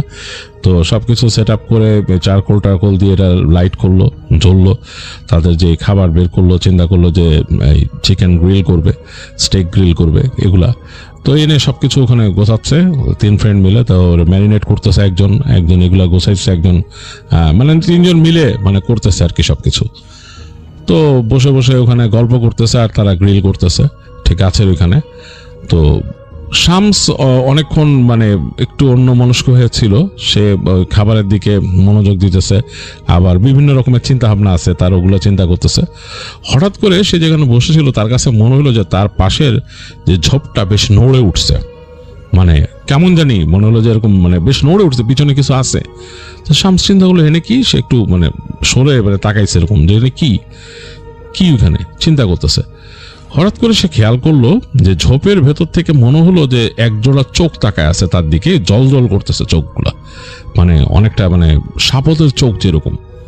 তো শামস চিন্তা করলো বাপরে বাপ, এখানে আবার নেকড়ে আছে নাকি। তো সে শর্ট করে একটা পাথর নিয়ে ছুঁড়ে মারলো ফার্স্টে, ভয় দেখানোর জন্য কাছাকাছি, যদি ওরকম কিছু থাকে যাতে সরে যায়, এটা চিন্তা করলো। বাট ওদের যদি আবার প্যাক থাকে তাহলে অনেক সমস্যা। সে জানে, এগুলো সবই জানে যে প্যাক থাকলেও সমস্যা, কিন্তু তারা তো তিনটা ফ্রেন্ড, তাদের আগুন টাগুন আছে সামনে, এই জন্য তার এই সাহসটা। সে পাথর নিয়ে ছুঁড়ে মারলো। তো পাথরটা কাছে যখন ঠাস করে পড়ছে, ওইটা মনে হচ্ছে যে সরে গেল ভিতর দিকে ওই ঝোপের মধ্যে। তো শামস তখন বিলিয়া রেডিরে বললো, ম্যান এখানে কিছু একটা আছে, কায়োটিও হইতে পারে, কায়োটি এক ধরনের প্রাণী, বুঝছে, কায়োটিও হইতে পারে, আবার কিন্তু চোখ দেখে আমার কাছে কেন জানি উলফের চোখের মতো লাগছে। তো ওরা বলে যে আর এখানে হঠাৎ করে এরা তো এই জায়গাটা সেট আপ করে রাখছে, নূর ভাসবে কেমনে, আসতেই পারে, একটা প্যাকের এদিক দিয়ে আসতে কি লাগে, আসতেই পারে কাছাকাছি, বি কেয়ারফুল ম্যান। আর একসাথে থাইকেও একা হাঁটা চলা করো না, এরকমই। তো এগুলো বলে তারা ওখানে গেছে এবং তাদের যখন খাবার দাবার রেডি হলো তারা ওইখানে বসেই খাওয়া দাওয়া করলো। তো সবাই মোটা জ্যাকেট ট্যাকেট পরা, গায়ে ঠান্ডা যদিও আছে এবং এই গ্রিলের যতটুকু হিট এতটুকু আসতেছে। তো ওখানে বসে ওরা ওই যে ডিসপোজেবল প্লেট ছিল ওটাতে খাইলো টাইলো, খেয়ে টেয়ে সব কিছু একটা এরকম ব্যাগের মধ্যে, গার্বেজ ব্যাগের মধ্যে ঢুকায় ওইটা বেঁধে কোনায় রাখার জায়গাটা একটা এরকম জায়গা আছে, ওই জায়গায় রাখলো। তো রেখে ওই তাদের গ্রিলটা মোটামুটি পরিষ্কার করলো, এখান থেকে যতটুকু করা যায় পরিষ্কার করে মানে নিজেরা সব গোছায় ফেলতেছে। তো শামসের দায়িত্ব পড়ছে যে এখানে সে মোটামুটি এটাকে ডোলে উঠায়, একটু ঠান্ডা করছে আগে, ঠান্ডা করে এটা ডোলে উঠায় এখান থেকে নিয়ে আসবে। আর বিলি আর এডি কিন্তু ওই পাশে যে তাদের ট্রাকে অনেক জিনিসপত্র গোছাচ্ছে, এডি গোছাইতেছে আর বিলি হেঁটে বাসার দিকে চলে গেছে, বাসার ভিতরে ঢুকে গেছে। এডি ট্রাকের মধ্যেই গোছাচ্ছে আর শামস এটা করতেছে, এগুলো পরিষ্কার করে গোছাইতেছে। হঠাৎ করে তার কাছে মনে হলো যে তার পাশে কেউ আছে, মানে সে ফিল করলো যে তার পাশে কেউ আছে। তো শামস কেঁপে উঠে হঠাৎ তাকাইছে, কি রে কে, মানে সে তো দেখছে যে মানে ওদিকে এডি আর ওদিকে বিলি তো ঢুকে গেছে ঘরের দিকে, এদিকে মানে কে, কেঁপে উঠে তাকাইছে, মানে মনে হচ্ছে আননোন কোন এক্সিস্টেন্স। তো তাকায় দেখতেছে কেউ নাই, কিন্তু সে ফিল করতেছে যে তার পাশে কেউ আছে এরকম। মানে যেদিকে সে তাকায় আছে তার কাছে কেন মনে হচ্ছে একটা এনার্জি, মানে একটা মানুষ যদি পাশে দাঁড়ায় থাকে যেরকম ফিল হয় সেরকম। এবং এখন কিন্তু এই গ্রিল ট্রিলের কোনো আলো নাই, আর শুধু ওই যে বাসার বাইরে যে একটা আলো জ্বালানো লাইট, সেটার হালকা আলো এখান পর্যন্ত আসতেছে আর চাঁদের আলো। তো সে ফিল করতেছে তার আশেপাশে কেউ আছে, তার মনে হচ্ছে তার দিকে তাকায় আছে। তো বেশ ভয় পেয়েছে শামস, বেশ ভয় পেয়েছে। সে তাড়াতাড়ি তার ওই গ্রিলের অংশগুলোকে টেনে নিয়ে সে হেঁটে আসতেছে। তো যখন সে হাঁটা দিচ্ছে ট্রাকের দিকে, সে দেখছে যে ততক্ষণে, এর একটু আগে কিন্তু সে দেখছে এডি ট্রাকে কাজ করতেছিল, এখন দেখছে এডিও কিন্তু ওখান থেকে চলে গেছে, ট্রাকের ওখান থেকে হেঁটে চলে গেছে ঘরে। তো সে হেঁটে যখন যাচ্ছে ট্রাকের দিকে, তার কাছে মনে হলো যে তার পেছনে শব্দ পেল, কেউ আসতেছে। তো সে ফট করে পেছন ফিরে তাকাইছে শামস, দেখে যে না, কেউ নাই, মানে পুরা ফাঁকা, খাকা করতেছে। আর এডি বিলি দুজনে কিন্তু ওই ঘরে ঢুকে গেছে। তো তার কাছে অস্বস্তি লাগা শুরু করলো। সে মনে মনে চিন্তা করলো যে দুইটারে আমি পাইছি, কারণ ওদেরকে বলছি যে এখানে আমি মনে হয় চোখ দেখছি, উল্ফ হইতে পারে, আমার একা ফালা রেখে গেল। তো শামসের মনে একটু ভয় লাগতেছে যে আবার সে ওখানে পাথর ছুঁড়ে মারছে, এখানে কি আসলেই কি মানে নেকড়ের কোনো প্যাক ট্যাক আছে নাকি। আর পাহাড়ে গেলে এগুলো একটু তাদের কেয়ারফুল থাকতে হয়, কিন্তু তাদের যে এজেন্সি তাদের এখানে আছে, তারা কিন্তু মোটামুটি নিশ্চিত করছে যে আশেপাশে এরকম উল্ফের ব্যাপার স্যাপার নাই বা কোনো বন্য প্রাণী এরকম এখন নাই। বাট পাহাড়ে ওঠার পরে অনেক রকম রিস্কই থাকে, সেগুলো তাদের সাইন করেই উঠতে হয় যে এখানে যত রকমের এই ডেঞ্জার যে ব্যাপারগুলো, এগুলো আমরা মেনে নিয়ে উঠতেছি। তো যাই হোক, সে মানে একটু ভয় পাইছে এবং ওদের দুজনে বকা দিবে এরকম চিন্তা করতেছে। সে ট্রাকের একদম কাছে চলে আসছে। তো এসে সে ট্রাকের পেছনে যে তিরপল লাগানো ছিল, তিরপলের একটা অংশ সে খুললো। এই পাশে সাধারণত এই ধরনের জিনিসগুলো সব রাখা হয়। তো এগুলো খুলতেছে আর সে মানে একটু চেততেছে এডির উপরে, যে এডি যেহেতু এখানে ছিল তো খোলা রেখে যেতে পারতো, এটা আর মানে এরকম রেখে যাওয়ার মানে কি। তো খুলতে খুলতে জিনিসগুলো খুলে ফেললো তিরপলটাই পাশে এবং সেই জিনিসগুলো রাখতেছে। তো সে মূল যে অংশটা ঢুকায় রাখছে, স্ট্যান্ডটা ঢুকাবে, এই সময় তার কাছে মনে হলো যে তাদের ট্রাকের সামনে মানে ওই যে মানে তার যে হুডের ওই পাশে মনে হলো কাউকে দাঁড়ানো দেখলো সে, লম্বা টাইপের কাউরে। তার কাছে 1 সেকেন্ডের জন্য মনে হয়েছে। তো সে ফট করে আবার তাকাইলো, তাকায় দেখতেছে নাই। কিন্তু তারপরে সে ঠিক জাস্ট কতগুলো পাথর গড়ায় যাওয়ার মতো শব্দ পাইল নিচে, মনে হলো খড়খড় করে কিছু নুড়ি পাথর ওখান থেকে গড়ায় গেছে। একদম নিস্তব্ধ এই শব্দগুলো বেশি পাওয়া যায়। তো সে তাড়াতাড়ি ওই তার যে স্ট্যান্ডটা ওইটাও তাড়াতাড়ি ঢুকায় রাখলো। ঢুকায় এসে এখন যে সে ফেরত যাবে এইটা বেঁধে, তার কাছে ভয় লাগতেছে। সে হাত দিয়ে নেড়ে চেড়ে তার ওখানে বেসবল ব্যাট রাখতো ট্রাকের মধ্যে, বেসবল ব্যাটটাকে টেনে বের করলো, বের করে এনে সে ওই তিরপলটা ভালো মতো বেঁধে দিল। বেঁধে দিয়ে এইবার সে ঘুরে দাঁড়াইছে, মানে ট্রাকটাকে পেছনে ঘুরে দাঁড়াইছে। তার কাছে কেন জানি ভয় লাগতেছে, পুরো বাড়িটার দিকে তাকায়। তার কাছে মনে হইতেছে যে সে এই ট্রাক থেকে যে ওই পর্যন্ত যাবে, কিছু একটা তার উপরে সে হামলা করবে, এরকম লাগতেছে তার কাছে। এখন সে এখানে কিন্তু মানে রেশনাল জিনিস মনে করতে পারতেছে না। তার কাছে কেন জানি মনে হচ্ছে ব্যাপারটা সুপার ন্যাচারাল, মানে অন্য কিছু না। তার কাছে মানে পার্থিব কোনো জিনিস মনে হইতেছে না যে কোনো উল্ফ বা কোনো প্রাণী। তার কাছে মনে সুপার ন্যাচারাল কিছু একটা আসবে। চারিপাশে কেমন একটা নিস্তব্ধতা এবং রাতের শব্দ, ঝিঝি পোকা ডাকতেছে। তো যাই হোক, সে বেসবল ব্যাটটা নিয়ে আস্তে আস্তে যাচ্ছে আর মনে মনে বন্ধুদের গালি দিতেছে যে তোরা আমার একা ফেলায় চলে গেলে এখানে তো ঠিক করস নাই, তো আমাদের সব এখানে থাকার কথা একসাথে, আর আমি তোদেরকে বলছি যে আমি দুটো চোখ দেখছি। যাই হোক, সে ব্যাটটা হাতে নিয়ে এগুচ্ছে আস্তে আস্তে, এবং সে চারিদিকে নজর রাখতেছে, মনে হচ্ছে যে কিছু একটা এরকম আছে নাকি আশেপাশে, এরকম লাগতেছে। তো সে মোটামুটি বাসাটার কাছাকাছি চলে আসছে, মানে জাস্ট মানে বাসার সামনে তার কাছাকাছি চলে আসছে। এই সময় শব্দ পেলো যে তাদের মনে হলো যে যেখানে গার্বেজটা ফেলছিল ওই জায়গায় মানে কিছু টানাটানি করার, ছিঁড়ে ফেলার মতো। তো সে তাড়াতাড়ি তাকাইলো ওদিকে, জাস্ট তাকাইছে, তার কাছে কেন জানি মনে হচ্ছে এখানে হয়তো ওই র্যাকুন বা কায়োরি কিছু একটা ওখানে যে ওই তাদের গার্বেজ, তারা যে খাওয়া দাওয়া ফুটছে, হাড্ডি টাড্ডি ফেলছে, ওগুলো কিছু নিয়ে টানাটানি করতেছে। তো এটা মনে করছে সে, কিন্তু সে অবাক হয়ে দেখলো যে তাদের যে গার্বেজটা ছিল বেশ বড় হয়েছিল, ওইটাকে টেনে কিছু একটা সসর করে নিয়ে গেল নিচের দিকে, মানে ওই জায়গাটা ওই গাছের ওইখান থেকে আস্তে করে নিচে চলে গেল, সসর করে নিয়ে গেল নিচের দিকে। তো সে ভাবলো হইতে পারে ওরকম কোনো প্রাণী মুখ দিয়ে টেনে নিছে। যাই হোক, সে দৌড় দিল, সে মোটামুটি দৌড় দিয়েছে ওখান থেকে, দৌড় দিয়ে তাড়াতাড়ি এসে ওই সেই কটেজের ইসে উঠে গেছে, পাটাতনে সিঁড়ি দিয়ে উঠে, যে গেটের মধ্যে যে সে মানে নবটা ঘুরে দ্রুত ঢুকে গেল ভিতরে ঢুকে ওখানে ছোট্ট গ্লাস আছে, ওটা যে তাকায় দেখতেছে বাইরে দেখতেছে যে জাস্ট কোয়াইট, কিচ্ছু নাই এরকম। তখন দেখতেছে তাকায়, তারপর সে পিছন ফিরে দেখতেছে যে ফায়ার প্লেস জ্বলতেছে বেশ ওয়ার্ম ভিতরে। ওই ফায়ার প্লেসে কাঠ দিয়ে আগুন জ্বালায় দিছে বিলি, এবং বিলি খুব সুন্দর কাউচের মধ্যে শুয়ে তার গায়ের মধ্যে মানে একটা পাতলা ব্ল্যাঙ্কেট নিয়ে সে মানে ঘুমিয়ে তলায় গেছে, ঘুমাচ্ছে। তো এটাতে শামসের আর একটু রাগ উঠলো যে এটা কেমন কথা, খাওয়া দাওয়া করছি, ভিতরে আসছি, গল্প করবি, কিচ্ছু না, এনে এসে শুয়ে পড়লি এরকম। তো সে মানে কাছে গেল, বিলির কাছে যেয়ে সে দেখুন বেসবল ব্যাটটা দিয়ে বিলি এরকম খোঁচা দিল। তো খোঁচা দেওয়ার পর 2-3 বার দেওয়ার পর বিলি করে তাকালো তার দিকে, তাকায় বলছে কি ব্যাপার, এখানে এসে শুয়ে পড়লি? Feeling sleepy man, I am extremely tired. বলতেছে যে আমি মানে আমার ঘুম আসতেছে এবং আমি এক্সট্রিমলি টায়ার্ড। সে মনে হচ্ছে কথাই বলতে পারতেছে না বিলি, তার মুখ জড়ায় যাচ্ছে এরকম অবস্থা। তো সে জিজ্ঞেস করছে এইডি কই, আপস্টেয়ার্স, তাই বলে উপরে দেখাই দিল। তো আর কোনো কথা না বলে বললো যে ফায়ার প্লেসে তো ভালোই দিছোস, কাঠ আরো গুজা দেন, এলে কিন্তু পুরো ঠান্ডা লাগবে, তুই তো এমনি এখানে নিচে আসোস, মানে চারিপাশ তো খোলামেলা। তো এই বলে সে আস্তে করে গেল, গিয়ে সে ওই দরজার মধ্যে যে নবটা ছিল নবটা চেপে দিল যাতে কেউ নব খুলে না ঢুকে। এতক্ষণ কিন্তু দরজা এমনি খোলা ছিল যাতে সে ঢুকতে পারে। তো শামস সিঁড়িতে উঠলো, কাঠের সিঁড়ি, প্রতিটা স্টেপ ফেলতেছে, তার কাছে জানি কেমন লাগতেছে, মনে হচ্ছে যে বাড়িটার মধ্যে কোনো একটা অসঙ্গতি আছে এরকম লাগতেছে। তো মানে সেই যে প্রতিটা স্টেপ দিয়ে উঠতেছে, যদিও পাতলা কার্পেট বিছানো আছে, তারপরও শব্দটা মনে হচ্ছে বেশি হইতেছে, মচমচ করতেছে। তো সে উপরে উঠলো, উঠে যে করিডোরের মধ্যে ঢুকলো, করিডোরে ঢুকে দেখতেছে যে ডান দিকে তো তার রুম, আর মাঝখানের রুমটাতে কেউ নাই, আর বাঁ দিকের রুমটা হচ্ছে এডির। তো সে চিন্তা করলো নিজের রুমে যাওয়ার আগে এডিরে দেখে আসে এডি কি করতেছে। তো আপস্টেয়ার যেহেতু বলছে, তো সে হেঁটে হেঁটে এডি রুমের দিক গেল, এবং বাতি জ্বলতেছে কিন্তু এডির রুমের কাছে আর তার রুমের কাছে দুই পাশে, আর মাঝখানে বাতিটা কিন্তু অফ, যে এটার মধ্যে লোক নাই, মানে নাই, ওই সুইচ দেওয়ার পরে কিন্তু পুরো করিডোরেই তিনটা বাতি জ্বলার কথা। তো সে যে এডি রুমে যে জাস্ট নক করলো, এটা ভদ্রতা, নক করলো। তো নক করার পর কোনো রেসপন্স নাই। তো 2-3 বার নক করার পর কোনো রেসপন্স নাই। তো সে কি মনে করে ফ্রেন্ড, তো সে আস্তে করে নবটা আস্তে করে ক্যাচ করে ঘোরায় দরজাটা খুললো। তো দরজা খুলে দেখতেছে ঘরের মধ্যে অন্ধকার, মানে রুমের বাতি জ্বলতেছে না, রুমটা অন্ধকার। তার একটু অস্বস্তি লাগলো যে এডি এত দ্রুত এসে ঘুমায় গেল, নিচে বিলিও ঘুমায় গেছে। তো ঘরের মধ্যে অন্ধকার, আর এডি শুয়ে আছে খাটের মধ্যে, এবং তার গায়ের মধ্যে চাদর, সেও মানে একদম পুরা মনে হচ্ছে যে একদম ডিপ ঘুম।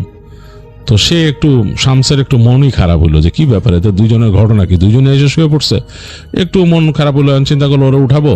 তো তারপরও সে একটু মানে তার মনের মধ্যে ফ্রেন্ড তো একটু রাগও আছে, সে উঠে যায় ধাক্কা দিল এডির গায়ে, এই man wake up what's up, মানে ধাক্কা দিল। তো খুব এরকম 2-3 বার ধাক্কা দেওয়ার পরও এডি একটু তাকায়, মানে একদম ঘুম কাতুরে গলায় বিলির মতোই বলতেছে, what's going on man, I M sleepy, মানে আমার ঘুম আসতেছে, খুব ঘুম আসছে, আই এম ড্যাম টায়ার্ড বলে সে বলছে যে ইউ গো টু স্লিপ।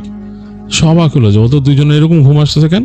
তো সে আস্তে করে দরজাটা টেনে দিয়ে আর কিছু বললো না, চিন্তা করলো এটা নিয়ে কালকে কথা বলবে। তো বলে সে তার রুমের দিক গেল। তো রুমের দিকে গিয়ে সে তার রুমের দরজাটা জাস্ট খুলছে, এই সময় তার মাথার উপরে যে বাতিটা ছিল এটা টিপ টিপ করে 2 বার জ্বলে নিভে গেল, মানে 2বার জাস্ট স্টার্টার করছে, করে নিভে গেল। তো সে দেখলো পুরা যে করিডোরটা অন্ধকার, এবং খুব আশ্চর্যজনক ব্যাপার, এই জায়গাটার শেষ মাথায় কিন্তু একটা ছোট্ট মানে আছে আর কি, জানালার মতো কাঁচ দেয়া। সেই কাঁচ দিয়ে দেখতেছে যে বাইরের যে বাতিটা ছিল সেটাও বন্ধ হয়ে গেছে, বাইরের বাতিটাও বন্ধ। সে অবাক হইলো, ঘটনা কি, যে মানে এরকম বাতি মানে কি ইলেকট্রিসিটি চলে গেল ঘরের, তাহলে তো মানে ঘরটা ঠান্ডা হয়ে যাবে, ফ্রিজিং হয়ে যাবে, চরম ফ্রিজিং হয়ে যাবে। কারণ কাজ ইলেকট্রিসিটি চলে গেল, তো এইখানে যে হিটিংটা কাজ করতেছে এটাও কাজ করবে না। তো সে মানে অবাক হইলো। এখন চিন্তা করলো যে এটা আমি অন করতে যাব, অন করতে গেলে আমার বাইরে একা যাওয়া লাগবে। তো চিন্তা করলো যে নিচে তো ফায়ার প্লেস জ্বলতেছে, এটা চিমনিটা উঠছে এমনভাবে যে মোটামুটি এই পুরো বাড়ির মধ্যে কিন্তু এই চিমনি থেকে একটা হিটের ব্যাপার মানে ট্রান্সফার হয়, এরকম একটা ব্যাপার আছে, এইভাবেই কনস্ট্রাক্ট করা জিনিসটা। তো চিন্তা করলো যে না আর যাবো না, ভয় পাইছে সে। তো রুমটা খোলার পর দেখতেছে তার রুমটা অন্ধকার, মানে ঘরঘুরটি, ভিতরে দেখা যাচ্ছে না। তো আস্তে করে সে তার মোবাইল ফোনটা বের করলো, তখনকার সিমবেরিয়ান মোবাইল। তো সেটার আলো হালকা মতো পড়ছে ঘরের ভিতরে, দেখতেছে এদিক ওদিক যে বিছানা টিছানা দেখা যাচ্ছে এরকম। আর রুমের মধ্যে ঠান্ডা, বেশ ঠান্ডা। এতক্ষণ কিন্তু এত ঠান্ডা লাগেনি তার কাছে। নিচে যখন ঢুকছে তখনও কিন্তু ওই যে ফায়ার প্লেসের আগুনে মোটামুটি বেশ গরম ছিল। আর উপর উঠছে তখনও গরম ছিল, কারণ হিটিং কাজ করতেছিল তখন। এখন রুমের মধ্যে ঢুকে কিন্তু এত দ্রুত টেম্পারেচার এত কমে যাওয়ার প্রশ্নই আসে না, কারণ এই এতক্ষণ চলতেছিল সবকিছু, এই মাত্র ইলেকট্রিসিটি গেছে। তো ইলেকট্রিসিটি যাওয়ার সাথে সাথেই হিটিং অফ হয়েছে, কিন্তু হিটিং অফ হওয়ার সাথে সাথে 1 সেকেন্ড রুম এরকম বরফের মতো ঠান্ডা হয়ে যাবে, এটা হওয়ার কথা না। তার মানে কি এই রুমে হিটিং কাজ করতেছিল না? সে একটু ভাবলো, তারপর চিন্তা করলো যে নিচে গিয়ে কি ব্রেকারটা সে অন করবে নাকি। মানে সে চিন্তা করছে যে সার্কিট ব্রেকার মনে পড়ে গেছে, একটা মেজর সার্কিট ব্রেকার আছে বাসার বাইরে, যেটা এসেই তারা অন করছিল। তো চিন্তা করলো যে ওই ব্রেকারটা পড়ে গেল নাকি। তো এখন যাইতে সাহস পাইতেছে না, শামসের ভয় লাগতেছে। ওই যে বাইরে একটা অন্যরকম অনুভূতি হয়েছে সেরকম, আর বাসাটাই কেমন জানি তার কাছে লাগতেছে। তো ওই যাওয়ার আর সাহস পাচ্ছে না। আর যদি কোনো কারণে ছোট সার্কিট ব্রেকার টেকার যেয়ে থাকে, সেটা হলো বেজমেন্টে খেয়ে যাবে। তো সে চিন্তা করলো থাক, বাদ দিই আমি। তো সে জাস্ট তার রুমের যে ওই লকের যে বোর্ড, লকের নবটা সেটা চাপ দিয়ে দিল, লক করে দিল। আর এদিকে সে দেখলো যে যেই টেবিলটার উপরে সে তার জিনিসপত্র রাখছিল টুকিটাকি, সেটার মধ্যেই সে তার যে ঘড়ি, রিস্ট ওয়াচ খুলে রাখলো। তারপরে তার ওই ড্রয়ারের মধ্যেই কিন্তু এসে সে তার সাথে একটা ফ্ল্যাশ লাইট ছিল, ওটা রাখছিল। তো খুলে দেখলো ফ্ল্যাশ লাইটটা ঠিক মতো আছে। তো জিনিসপত্র রেখে সে তার জুতা খুলে, গায়ের জ্যাকেট খোলার পর বেশ ঠান্ডা লাগলো, একটা কাঁপুনি লেগে গেল। ভিতরে তার থার্মাল ইনার পরা আছে। চিন্তা করলো যে যাক, এটা তো অ্যাটলিস্ট পরা আছে, আর ব্ল্যাঙ্কেট আছে পাশে, ব্ল্যাঙ্কেট নিয়ে শুয়ে পড়ি। তো সে বিছানায় শুয়ে দেখতেছে বিছানাটা বেশ ঠান্ডা, এবং তার জানলাটা যেখানে, এই জানলার পাশে কিন্তু, এই জানলার পাশেই বেশ খানিকটা কাছেই কিন্তু ওই গাছটা, ওই যে মরা ডালালা গাছটা। তো সে ওখানে শুয়েছে, বেশ ঠান্ডা লাগতেছে তার। আর ব্ল্যাঙ্কেটও আসলে বেশ মোটা, যে তা না, নর্মাল ব্ল্যাঙ্কেট। তো চিন্তা করতেছে যে আমার কি মানে শীত মানে মানবে এটাতে। তো সে চিন্তা করতেছে একবার যে জ্যাকেটটা সে পরে নিবে নাকি। তো যাই হোক, তারপরে ওইসব চিন্তা বাদ দিয়ে চুপচাপ শুয়ে থাকলো ব্ল্যাঙ্কেট টেনে। এক সময় মোটামুটি একটু তার মানে সহ্য হয়ে আসছে ঠান্ডাটা, এরকম অবস্থা। আর নিচে তো ফায়ার প্লেস জ্বলতেছে, ওইটার থেকে তো ওই যে বললাম যে বাসার মধ্যে সেন্ট্রালি হিটটা কিছুটা ছড়ায়। যাই হোক, এই ঠান্ডার কারণেই শামসের চোখ লেগে আসলো, এক সময় ঘুমায় গেল সে। যদিও ভয় লাগতেছিল, তার মনের মধ্যে একটা ভয় লাগতেছিল, কারণ ঘরটা তো অন্ধকার, বাতি নেই কোনো। মোবাইলটা যখন রেখে দিয়েছে, স্ক্রিন অফ হয়ে গেছে, ঘর অন্ধকার হয়ে গেছে, এবং তার কাছে কেন জানি মনে হচ্ছিল যে অন্ধকারের মধ্যে মানে কেউ যদি এসে দাঁড়ায়, এরকম লাগতেছে। ভয় জিনিসটা কাজ করতেছে। আর ঘরের মধ্যে আলো বলতে শুধু এই জানলার ওই পাশে যে চাঁদের আলো এসে পড়ছে, পর্দা ভেদ করে যতটুকু আসতেছে ততটুকুই। তো যাই হোক, ঠান্ডার মধ্যে সে ঘুমায় গেল এক সময়। তো হঠাৎ করে তার কাছে মনে হলো দূর থেকে সে কোনো শব্দ শুনতেছে, এই সময় এরকম করতে করতে তার ঘুম ভেঙে গেল। তো ঘুম ভেঙে সে মনে হলো যে একটা চিৎকার শুনছে, সে অনেক জোরে চিৎকার শুনছে, এবং চিৎকারটা দূর থেকে আসছে, দরজা লাগানো, এর মধ্যে যতটুকু কানে আসছে। আর বেশ ঠান্ডা ঘরের ভিতরে, বেশ ঠান্ডা, মানে একদম মানে কাঁপুনি উঠে যায় এরকম অবস্থা। তো সে বুঝলো যে নিঃশ্বাস ছাড়তে যে মুখ থেকে নাক থেকে ব্যাপর বেরোতেছে নিঃশ্বাসের সাথে, মানে এত ঠান্ডা। সে কাঁপতে কাঁপতে কম্বলটা আরো ভালো মতো পেঁচায় শামস উঠে বসে দেখতেছে যে এখন আর কোনো শব্দ আছে নাকি। দেখতেছে না, এখন কোনো শব্দ পাচ্ছে না। যে সে মানে একদম শুনছে স্পষ্ট যে সে চিৎকারের শব্দ শুনছে। চিন্তা করলো যে আরে বন্ধুদের কারো কিছু হইলো নাকি, কে চিৎকার করলো, আর এত ঠান্ডা ঘরের মধ্যে। সে চিন্তা করছে যে কিছু একটা মানে তার করতে হবে। তো সে কম্বলটা নিয়ে উঠলো বিছনাতে, কাঁপতে কাঁপতে উঠে তার জ্যাকেটটা ধরলো হাত দিয়ে, জ্যাকেটও ঠান্ডা হয়ে আছে একদম। তো সে তাড়াতাড়ি কম্বল খুলে জ্যাকেটটা গায়ে দিল আগে, তারপর কম্বল পেঁচাইলো গায়ে। তো কম্বলটা যখন একবার পেঁচাইছে, সেকেন্ড ভাবে পেঁচাচ্ছে, সে চিন্তা করছে খাটে যেয়ে শুবে। এই সময় মনে হলো যে তার বিছনার পাশে জানলার মধ্যে কাচের মধ্যে খসখস খসখস শব্দ হইতেছে, মানে কোনো কিছু মনে হচ্ছে যে মানে কোনো ডাল, শুকনা পাতা বা কিছু যদি কাচের উপরে এরকম আঁচড় কাটে সেরকম। এটা কি ব্যাপার, সে অবাক হয়ে গেল। তো সে আস্তে করে জানলার কাছে গেছে, যে পর্দাটা সরাইছে। পর্দাটা সরায় সে দেখতেছে জানলার ওই পাশে একটা মেয়ে মানুষ। এবং মেয়ে মানুষ কি মানে তার চেহারা দেখা যাচ্ছে না, তার চুলগুলা এরকম ছড়ায় আছে একদম নিচ পর্যন্ত, একদম মানে একদম নিচে চলে গেছে, মানে লম্বা চুল, মনে হচ্ছে একটা গাউনের মতো পরা। আর হাতটা কাচের উপর রাখা, এই হাতটাই সে নামায় নিতেছে, যে এরকম খসখস করে কাচের উপর একটা চি করে শব্দ হচ্ছে, মানে একদম খুব তীক্ষ্ণ একটা শব্দ সে পাচ্ছে। এবং মানে হাতটা যে কাচের এখানে নিচে যে কাঠের বর্ডার আছে সেখানে গেছে, সেখানে খসস করে শব্দ হলো। এবং এই চাঁদের আলো তো পিছনে পড়ছে, মানে মহিলাটার বা মেয়েটার পেছন থেকে চাঁদের আলোটা পড়ছে। এর মধ্যে মেয়েটার অবয়বটা বোঝা যাচ্ছে, যে সে বুঝতে পারতেছে হাতের যে মানে নখগুলা একদম সুচালো, হাতটা যে নামায় নিছে।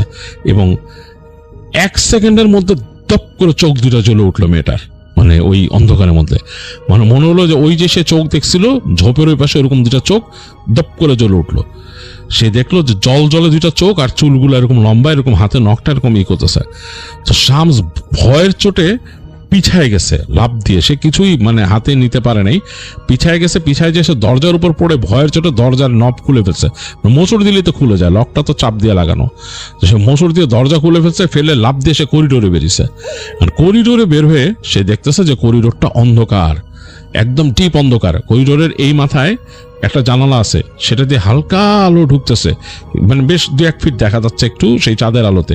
আর শেষ মাথায়, মানে ওই মাথায় যেখানে নাকি এডি রুম নিছে, সেই জায়গাতেও একটা জানলা, সেটাতে একটু মানে ওই যে রুমে এডি রুমের দরজাটা আর একটু সামনে দেখা যাচ্ছে চাঁদের আলোতে। তো সে হঠাৎ করে শুনল প্রচন্ড চিৎকার, একদম এডির রুমের ওদিক থেকে, ওই মাথা থেকে মনে হলো যে এডি চিৎকার করতেছে। তো শামস আসলে মানে দিক বিদিক শূন্য হয়ে কিছু না বুঝে একবার তাকালো মাঝখানে কিন্তু সেই ইসের সিঁড়ি নেমে যায় নিচে আর কি। তো বিলি ওখানে আছে। তো সে একবার চিন্তা করলো সে বিলির কাছে যাবে কিনা, আবার চিৎকার করো এডি। এবং চিৎকারটা যিনি কেমন মানে খুব তীক্ষ্ণ টাইপের একটা চিৎকার করতেছে, গলার একদম ভেতর থেকে, বুকের ভেতর থেকে চিৎকার উঠে আসছে। সে বুঝতে পারতেছে যে এটা এডির মানে কণ্ঠ। তো সে কিছু বুঝে না উঠে দৌড় দিল শেষ পর্যন্ত ওই দিকে। এবং করিডোর যে দৌড়াইছে, ধপ ধপ ধপ ধপ ধপ ধপ শব্দ হচ্ছে, দৌড়ায় যখন যাচ্ছে সে একবার চিন্তা করলো যে বিলি কি এই চিৎকারগুলো শুনে নাই, বিলি উঠে নাই কেন। এই চিন্তা করতে করতে শেষ মাথায় সে চলে গেল দরজায়, যে কোনো মতো নব ঘুরায় মানে টান দিল, কেন নবটা সে লাগায় আসে নাই। সে যখন বিদায় নিছিল এডির ওখান থেকে, তখন কিন্তু এমনি দরজা টেনে দিছিল। দরজা খুলে সে দেখতেছে ঘরের ভেতর অন্ধকার এবং ঠান্ডা, তো ওইরকমই যেরকম ঠান্ডা। এবং এর মাঝে ওই যে পর্দা, জানলার পর্দা, ওই পর্দার 2 পাশে ফাঁক করা এবং জানালাটা খোলা, জানলা দিয়ে বাতাস ঢুকতেছে ঘরের মধ্যে, বাইরের বাতাস। আর বিছানা থেকে এডি প্রায় 2 হাত উপরে ভাসতেছে, মানে বিছানা থেকে 2 হাত উপরে ভাসতেছে সে বাতাসে, একদম লেভিটেট করতেছে, জানলা খোলা। এই সময় সে দেখলো জানলার মধ্যে সেই যে অবয়বটা দেখছিল, ওই অবয়বটা ওখানে দাঁড়াইছে। ভয়ের চোটে শামসের আত্মা পুরো উড়ে গেছে। শামস সাথে সাথে মানে সে আসলে খুব বেশি প্র্যাকটিসিং ছিল না আর কি, ধর্মকর্ম খুব বেশি করতো না, কিন্তু এত ভয় পাইছে যে ছোটবেলায় যে দোয়া দুরুদ শিখছিল সে দোয়া পড়া শুরু করলো এখানে। সে পড়ে উঠছে জোরেই, মুখ দিয়ে পড়ে উঠছে, ভয়ের চোটে, আর কোনো উপায় অন্তর নাই, সে দোয়া পড়ে উঠছে।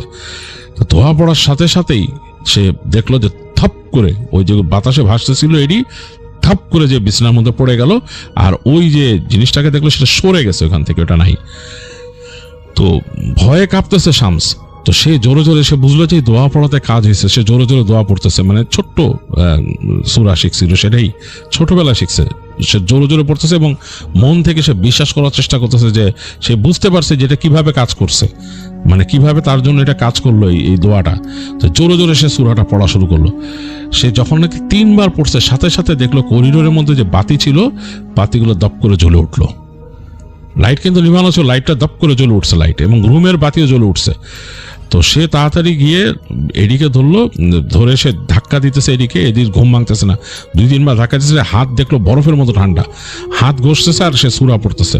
তো একটু পরে দেখলো এডি চোখ মিলে তাকাইছে, তাকায় মানে ভাবলেশীন ভাবে তার দিকে তাকায় আছে। তো তারপর বলছে হোয়াট হ্যাপেন টু মি, মানে কথা বলতেছে, মুখ দিয়ে ধোঁয়া বেরিতেছে তার, তো মানে সেই আর কি ভ্যাপর বেরিতেছে ঠান্ডা। তো বলতেছে ম্যান ইউ আর কোল্ড। তো সাথে সাথে এডি জ্যাকেটটা নিয়ে দিল যে পুড়ি রন, এটা গায়ে দাও, দিয়ে সে এডিকে বললো যে আমার সাথে আসো, টেনে উঠাইলো। এডি হাঁটতে পারতেছে না, টলমলো পায়ে আসতেছে, বললো হোয়াট হ্যাপেন, মনে হচ্ছে কিছুই বুঝতেছে না, তুমি আমার সাথে আসো। সে নিয়ে আসলো, এডিকে নিয়ে নিচের দিকে নামলো, নিচের দিকে নেমে তখন কিন্তু আলো জ্বলতেছে, লাইট জ্বলতেছে, তা এডিকে নিয়ে সে যাচ্ছে আর সে সুরা পড়তেছে বিড়বিড় করে। তো এডি তাকে জিজ্ঞেস করতেছে what are you saying, it's a different language, মানে এটা অন্য ডিফারেন্ট ল্যাঙ্গুয়েজ। তো ও শুধু মুখ দিয়ে হাত দিয়ে দেখাইলো এডিটা চুপ। শামস বললো চুপ বলে নিচে গেছে, নিচে দিয়ে দেখতেছে যে বিলি এরকম হাঁ করে শুয়ে আছে এবং ফায়ার প্লেসে কোনো আগুন নাই, ফায়ার প্লেসে আগুন নেবে না, বিলি এরকম মানে হাঁ করে শুয়ে আছে এবং এই যে আলো জ্বলতেছে, আলোতে দেখা যাচ্ছে। তো সে এডিরে আরেকটা কাউচের উপর বসা দিয়ে দৌড় দিয়ে গেল বিলির কাছে, যে দেখলো যে বিলি ঠান্ডা হয়ে গেছে এবং তাতে পালস দেখতেছে, পালস আছে কিনা, দেখে যে হ্যাঁ পালস আছে। তো সে সাথে সাথে বিলির হাত ঘষা শুরু করলো এরকম, যাই হোক করলো, মানে বেশ হাত টাত ঘষে, এবং সে তারপর ধমকাইলো এডিরে, ওয়েক আপ ম্যান, উঠো এখানে, দেখো হি ইজ ডাইং। তো তারপরে এডি মানে মনে হলো যে অতক্ষণ সে মানে সম্বিত ছিল না, সে করলো, মানে সম্বিত ফিরে আসছে, সে আসলে এসে দুইজনে মিলে অনেকক্ষণ চেষ্টা করলো তার হাতের তালু ঘষে টসে করে। অনেকক্ষণ পর বিলির আসছে, মানে মানে হুশ আসছে, বিলি এরকম তাকাইছে, তাকায় মনে চোখগুলো এরকম বড় বড় হয়ে গেছে। তো বলতেছে যে কি হয়েছে, হোয়াট হ্যাপেন। তো বিলি ভয় পেতেছে, কথা বলতে চাচ্ছে না। তো বললো যে উই আর হিয়ার ম্যান, বলো কি হয়েছে।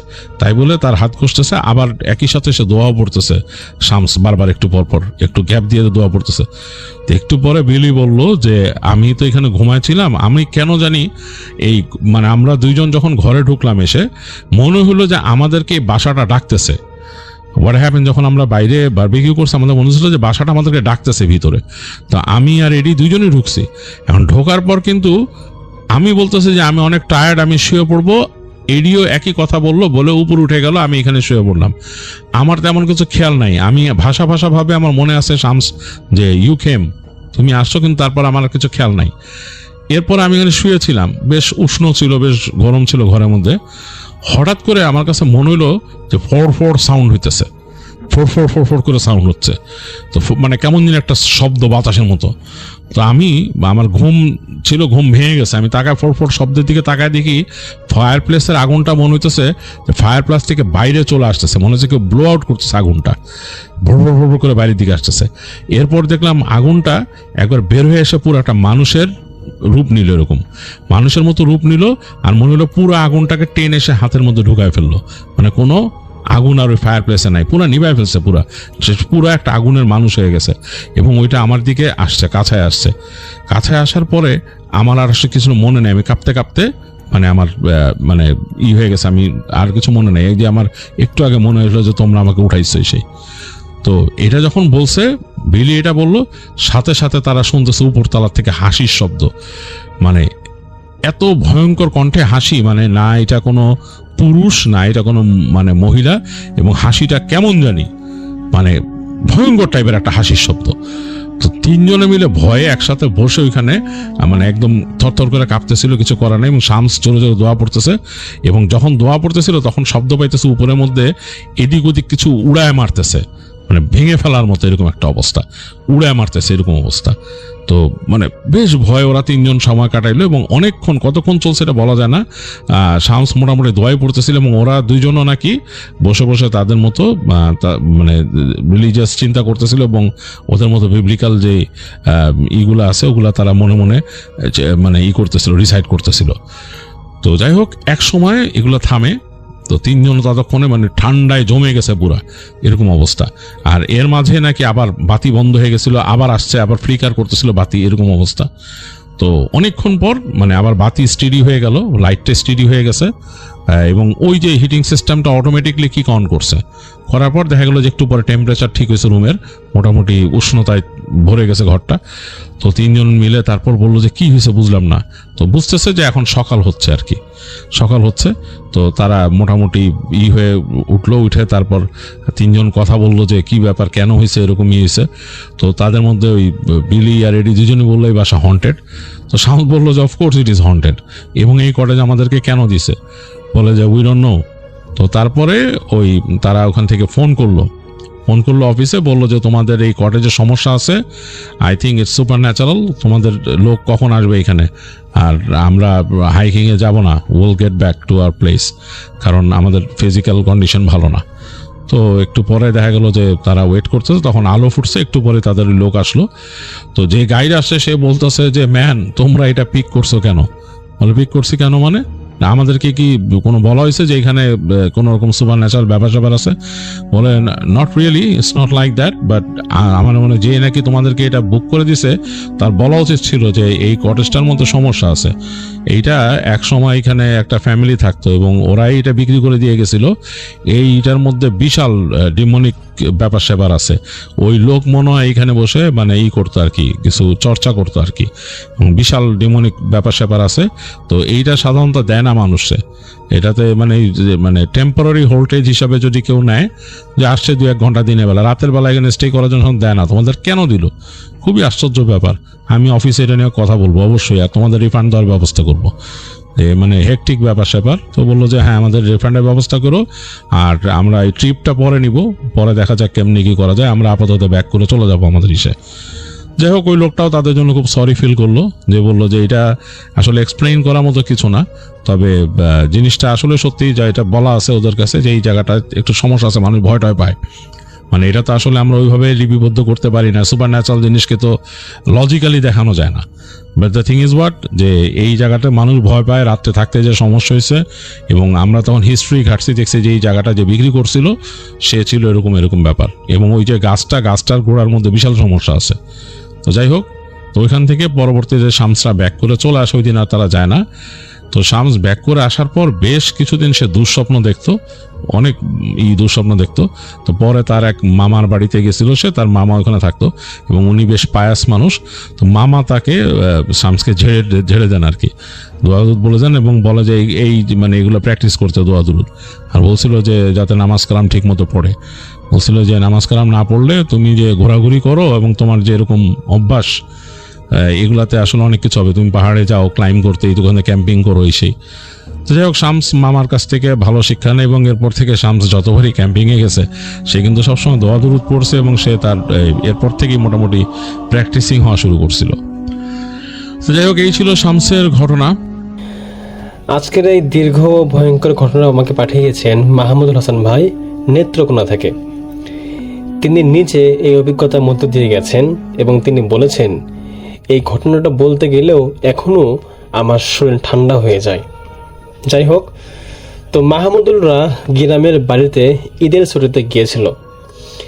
তো বাড়িটা ছিল অনেক পুরনো, চারদিকে গাছপালা, সামনে একটা বিশাল বড় পুকুর ছিল। তো লোকজন বলতো ওই পুকুরে রাত করে যেও না, তোমরা শহর থেকে আসছো, তোমরা হয়তো খুব একটা খবর জানো না, তাও সাবধান করে গেলাম যে তোমরা রাতের বেলা কখনো ওই পুকুরের দিকে যাবে না।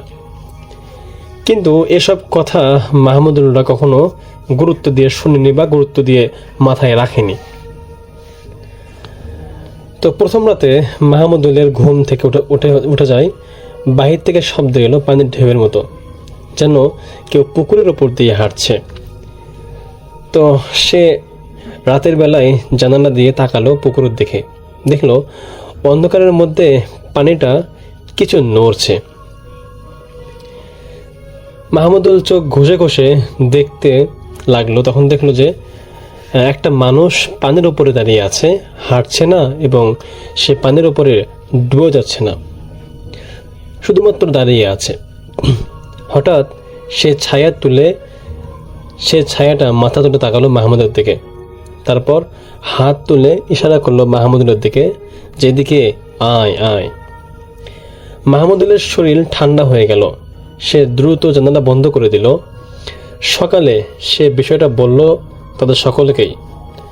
তার দাদি নিশ্চুপ হয়ে গেলেন এবং ধীরে বললেন যে এই পুকুরে আগে একটা মেয়ে ডুবে মারা যায়। তারপর থেকে রাতে কেউ গেলে আর ফিরে আসে না। তেমনটা শোনার পর যখন আবারও পরের দিন রাতের বেলা মাহমুদুল সে একই রকম শব্দ শুনল, কিন্তু এবার মনে হলো যে শব্দটা তার ঠিক দরজার সামনে থেকে আসছে। টুপ টুপ করে যেন তার দরজার বাহিরে ভেজা পায়ের শব্দ শোনা যাচ্ছে। তখন মাহমুদুল ঘাবড়ে গিয়ে দরজার দিকে তাকালো, দেখলো যে দরজার নিচ থেকে পানি ঢুকছে, কিন্তু এটা পুকুরের মতো পরিষ্কার না, কালচে এবং ঠান্ডা পানি। দরজার বাইরে থেকে একটা কণ্ঠ এলো যে আমি আসছি, আর এই কণ্ঠ ছিল একটা মেয়ের। হঠাৎ দরজা আপনা আপনি খুলে গেল, ভেতরে ঢুকলো ভেজা পায়ের ছাপ। মেঝেতে ছাপগুলো ধীরে ধীরে তার দিকে আসছে, কিন্তু তাকে কেউ দেখছে না। হঠাৎ তার বিছানার পাশে একটা অবয়ব দাঁড়িয়ে আছে, চুলগুলো ভেজা, মুখ দেখা যাচ্ছে না এবং তার চুল দিয়ে পানি পড়তেছে টুপটুপ করে। সে ধীরে বলল, তুই কি আমাকে দেখেছিস? মাহমুদুল কাঁপতে কাঁপতে বলল, তুমি কে? সে উত্তর দিল, আমি এখানেই থাকি, তুই আমাকে ডেকেছিস। মাহমুদুল বুঝতে পারছিল না যে সে আসলে কাউকে ডাকেনি, তাহলে কিভাবে সে বলল যে তুই আমাকে ডেকেছিস। সে বলল, অর্থাৎ সে মেয়েটি বলল যে তুই আমার দিকে তাকিয়েছিলি, আর যে আমার দিকে তাকায় সে আমাকে ডাকে। হঠাৎ তার ঠান্ডা হাত দিয়ে মাহমুদুল্লাহ হাত ধরে ফেলল, বরফের মতো ঠান্ডা হাত। সে তাকে টেনে দরজার দিকে নিয়ে যেতে লাগলো। তার পা নড়ছে না, তবুও সে এগোচ্ছে। সে দেখলো সে পুকুরের দিকে যাচ্ছে, চারপাশটা ভীষণ অন্ধকার। পুকুরের ধারে পৌঁছে সে বলল, এবার তুই থাকবি। হঠাৎ পেছন থেকে মাহমুদুলের বাবা এসে তাকে ধরে ফেলল, চিৎকার করে উঠল, কি করছিস? এক সেকেন্ডের মধ্যে সবকিছু একদম গায়েব হয়ে গেল, সবকিছু গায়েব, পুকুরও স্বাভাবিক, কেউ নেই। মাহমুদুল তো এবারের মতো বেঁচে গেল, কিন্তু এরপর থেকে সে যখনই আয়নায় তাকায় তার পিছনে ভেজা সেই মেয়েটাকে দাঁড়িয়ে থাকতে দেখে। সে এখনো বলে, আমি পুরোপুরি ফিরি নাই। তো এই ঘটনার ঠিক কিছুদিন পর যখন মাহমুদুল বেঁচে ফিরছিল, তো শহরে ফিরে যাওয়ার পর থেকেই সে অস্বাভাবিক আচরণ শুরু করতে লাগলো। সে একা একা থাকে, বেশি কথা বলে না, আর সবচেয়ে ভয়ঙ্কর বিষয় হলো সে আয়নার সামনে দাঁড়িয়ে থাকতে অনেকক্ষণ সে আয়নার সামনে দাঁড়িয়ে থাকে। একদিন তার ছোট্ট ভাই লক্ষ্য করলো মাহমুদুল আয়নার সামনে দাঁড়িয়ে আছে, কিন্তু আয়নায় সে একা না, তার পেছনে ভেজা চুলের সেই মেয়েরও দাঁড়িয়ে আছে। রাতে মাহমুদুল ঘুমানোর সময় তার ঘর থেকে শোনা যায় পানির শব্দ, আর মাঝে মাঝে শব্দ আসে এরকম যে আয় আয়, এ টাইপের। তো ধীরে ধীরে তার শরীর ঠান্ডা হতে লাগলো। সে সবসময় বলে গরম লাগে না। হঠাৎ সে হঠাৎ করেই পানি দেখতে ভালোবাসা শুরু করলো মাহমুদুল। ট্যাপ খুলে ঘন্টার পর ঘন্টা পানি দেখে, কেউ বন্ধ করলে মাহমুদুল রেগে যায়। এক রাতে হঠাৎ তার ঘরের দরজা খুলে যায়, মেঝেতে পানি জমে আছে। মাহমুদুল ধীরে ধীরে উঠে দাঁড়ায়, চোখ ফাঁকা। সে বলে, আমাকে এখন যেতেই হবে। তার মা দেখলো তার ছেলে এরকম অস্বাভাবিক আচরণ করতেছে, আর তার পেছনে দাঁড়িয়ে আছে সেই ভেজা মেয়েটা। এবার পরিষ্কার চোখ নেই, শুধু চোখের জায়গায় কালো গর্ত হয়ে আছে। মেয়েটা তার কাঁধে হাত রেখে বলল, মাহমুদুল ধীরে হাঁটতে লাগলো বাহিরের দিকে। বাড়ির সামনে কোনো পুকুর নেই, তবুও মাটির উপরে জমে আছে অনেকগুলো পানি। মাহমুদুল সেখানে পা রাখলো, আর ধীরে ধীরে সে সেখানেই ডুবে যেতে লাগলো। এক মুহূর্তে সে নেই, পানিও শুকিয়ে গেল, সবকিছু স্বাভাবিক হয়ে গেল। কিন্তু এরপর থেকে বাড়ির বাথরুমের আয়নায় মাঝে মাঝে দেখা যায় দুজন দাঁড়িয়ে আছে, একজন মাহমুদুল আর একজন হলো সেই মেয়েটা। শুধু পানি ডুবাই না, কখনো কখনো সে নিজে যায়, তোমার প্রতিফলন আর রেখে যায় অন্য কাউকে। তো এই ছিল ভাই আজকের ঘটনা, আশা করছি আপনাদের ভালো লেগেছে। এতক্ষণ অবধি যারা ধৈর্য নিয়ে ঘটনাটা শুনলেন, আপনাদেরকে বলবো আপনারা অবশ্যই কমেন্টে আপনাদের মূল্যবান মতামত শেয়ার করবেন। এবং যদি আপনাদের মধ্যে এমন কেউ থাকেন যার সঙ্গে এরকম ভয়ানক কোনো ঘটনা ঘটে গিয়েছে, আপনারা অবশ্যই সেই ঘটনাটা আমাদের সাথে শেয়ার করবেন। আমরা পরবর্তী কোনো এপিসোডে সেই ঘটনাটা সামনে নিয়ে আসবো ইনশাল্লাহ। এবং কথা না বাড়িয়ে সকলের দীর্ঘ আয়ু সুস্বাস্থ্য কামনা করে আজকের মধ্যে এখানেই বিদায় নিচ্ছি। আল্লাহ হাফেজ। আমার এখন স্পষ্ট মনে আছে, বেশ কয়দিন পর এসেছিলাম সেখানে থাকতে। এই জায়গাটায় কেন জানি আসলে সবসময় নিজ থেকে খুব ভয় লাগতো। আর যে ভয় কম লাগছে তা কিন্তু না, কিন্তু কিছু করবার নাই। বাবার যেহেতু বয়স হয়ে গিয়েছে, যা করবার আমাকেই করতে হবে। রাতে ঘুমাতে যাব, বাইরে যে গরম, ভাবলাম মুখটা ধুয়ে নেই। ওয়াশরুমের বেসিনটা খুলে যখন পানিটা হাতে নেই, তখন এত বাজে গন্ধ যা সহ্য করবার মতো ছিল না। মনে করলাম পানির ট্যাঙ্কিতে হয়তো ময়লা, অনেকদিন তো আসা হয় না, এজন্য তো এই অবস্থা। তবে ভয়টা তখন লাগে যখন পানির গতি কমে যায় আর সেই পানির রং রক্তের মতো লাল হয়ে যায়। একেবারে রক্তের মতো ধলা ধলা বের হচ্ছিল অল্প অল্প করে। এরকম তো হবার কথা না। সাহস দেখিয়ে নিচের দারোয়ান সহ আমার খালাতো ভাই ইমনকে নিয়ে ছাদে চলে গেলাম। দারোয়ানের হাতে টর্চ দিয়ে বললাম, এই দেখতো পানির ট্যাঙ্কিতে কি। দারোয়ান উপরে পানির ঢাকনাটা খুলে টর্চ মারতেই এত বাজে গন্ধ চারপাশে ছড়ালো, সেখানে দাঁড়ানো যাচ্ছিল না। সাথে সাথে সে দারোয়ান ঢাকনাটা ধপাস করে ফেলে দিয়ে বলে, ভাইয়া ভিতরে লাশ, জলদি চলেন। আসসালামু আলাইকুম লিসেনার্স, আমি সামির আনসারি।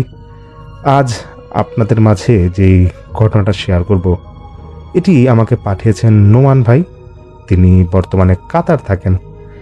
সেখান থেকে আজ ওনার জীবনে চলমান একটি ঘটনা তিনি ভৌতিকতায় শ্রোতাদের উদ্দেশ্যে পাঠিয়েছেন। তিনি বলেন যে, ভাই দেখেন, বাস্তব ঘটনা আপনার শেয়ার করার জন্য শেয়ার করছি, বিশ্বাস করা তো আপনাদের ব্যাপার। তবে যার সাথে সমস্যা সেই বুঝে কতটা কষ্টদায়ক হয় এই ঘটনাগুলো। শ্রোতা বন্ধুরা, দেরি না করে চলে যাচ্ছি সেই ঘটনায়। 2023 সালের শুরুতে পারিবারিক কিছু জটিলতার কারণে নোমান ভাই কাতারে পাড়ি জমান।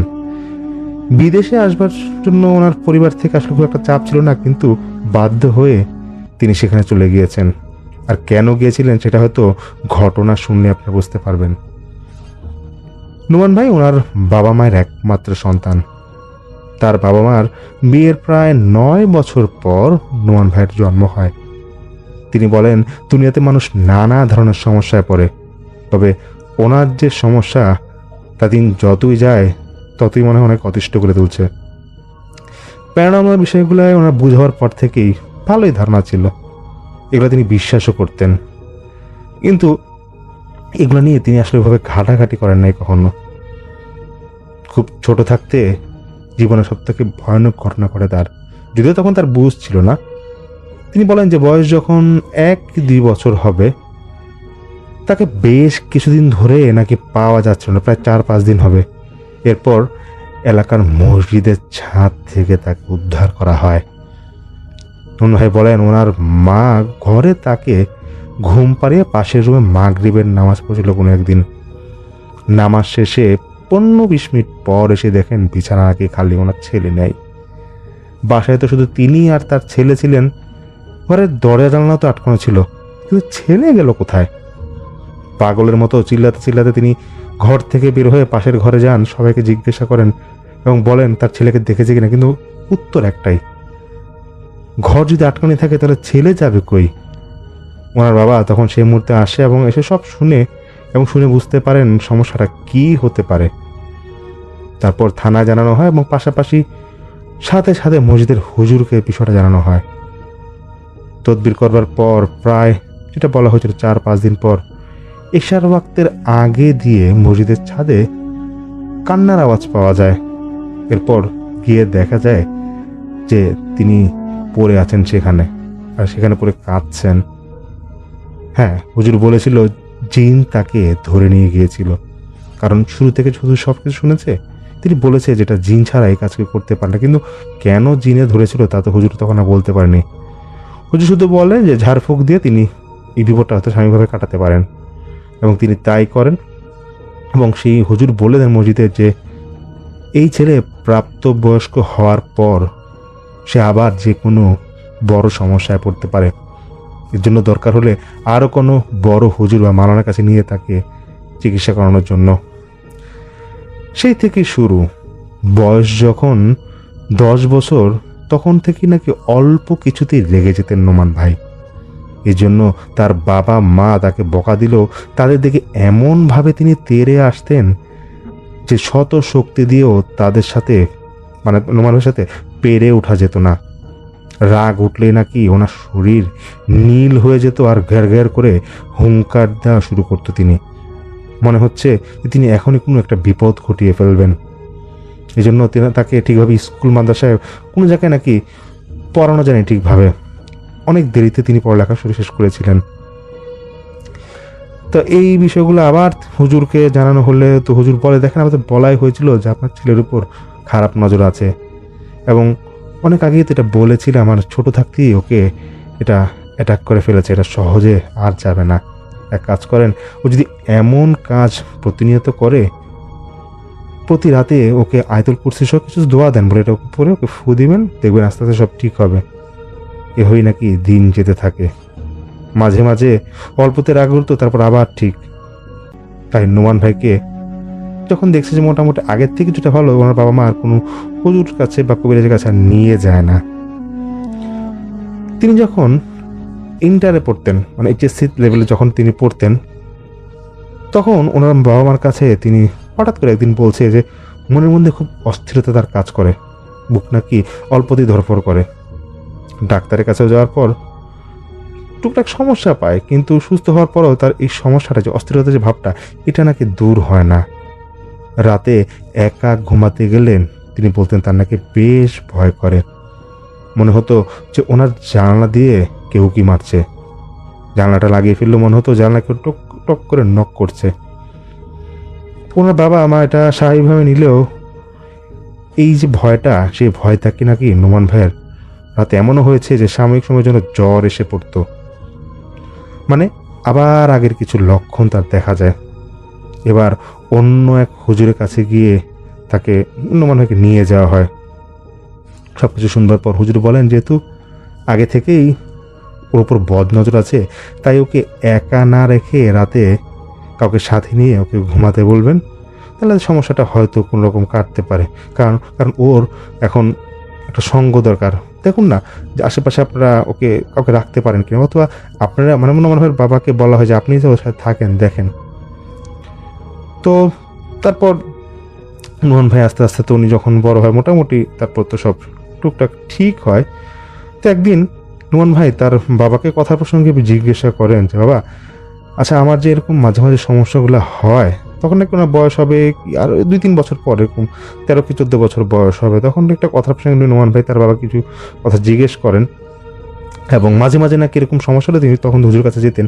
তো একদিন এরকম হুজুরের কাছে কথার প্রসঙ্গে আমার বাবা কিছু একটা বলে ফেলে, তখন নোমান ভাই তার বাবাকে বলেন, আচ্ছা বাবা তুমি যেরকম হুজুরকে বললা যে অনেক আগে থেকে অনেক সমস্যা, ছোটবেলা টুকটাক এরকম সমস্যা হয়েছিল, তো এটা কেন হতো, কি কারণ হতো, একটু বলতে পারবা, আমার জানার খুব শখ।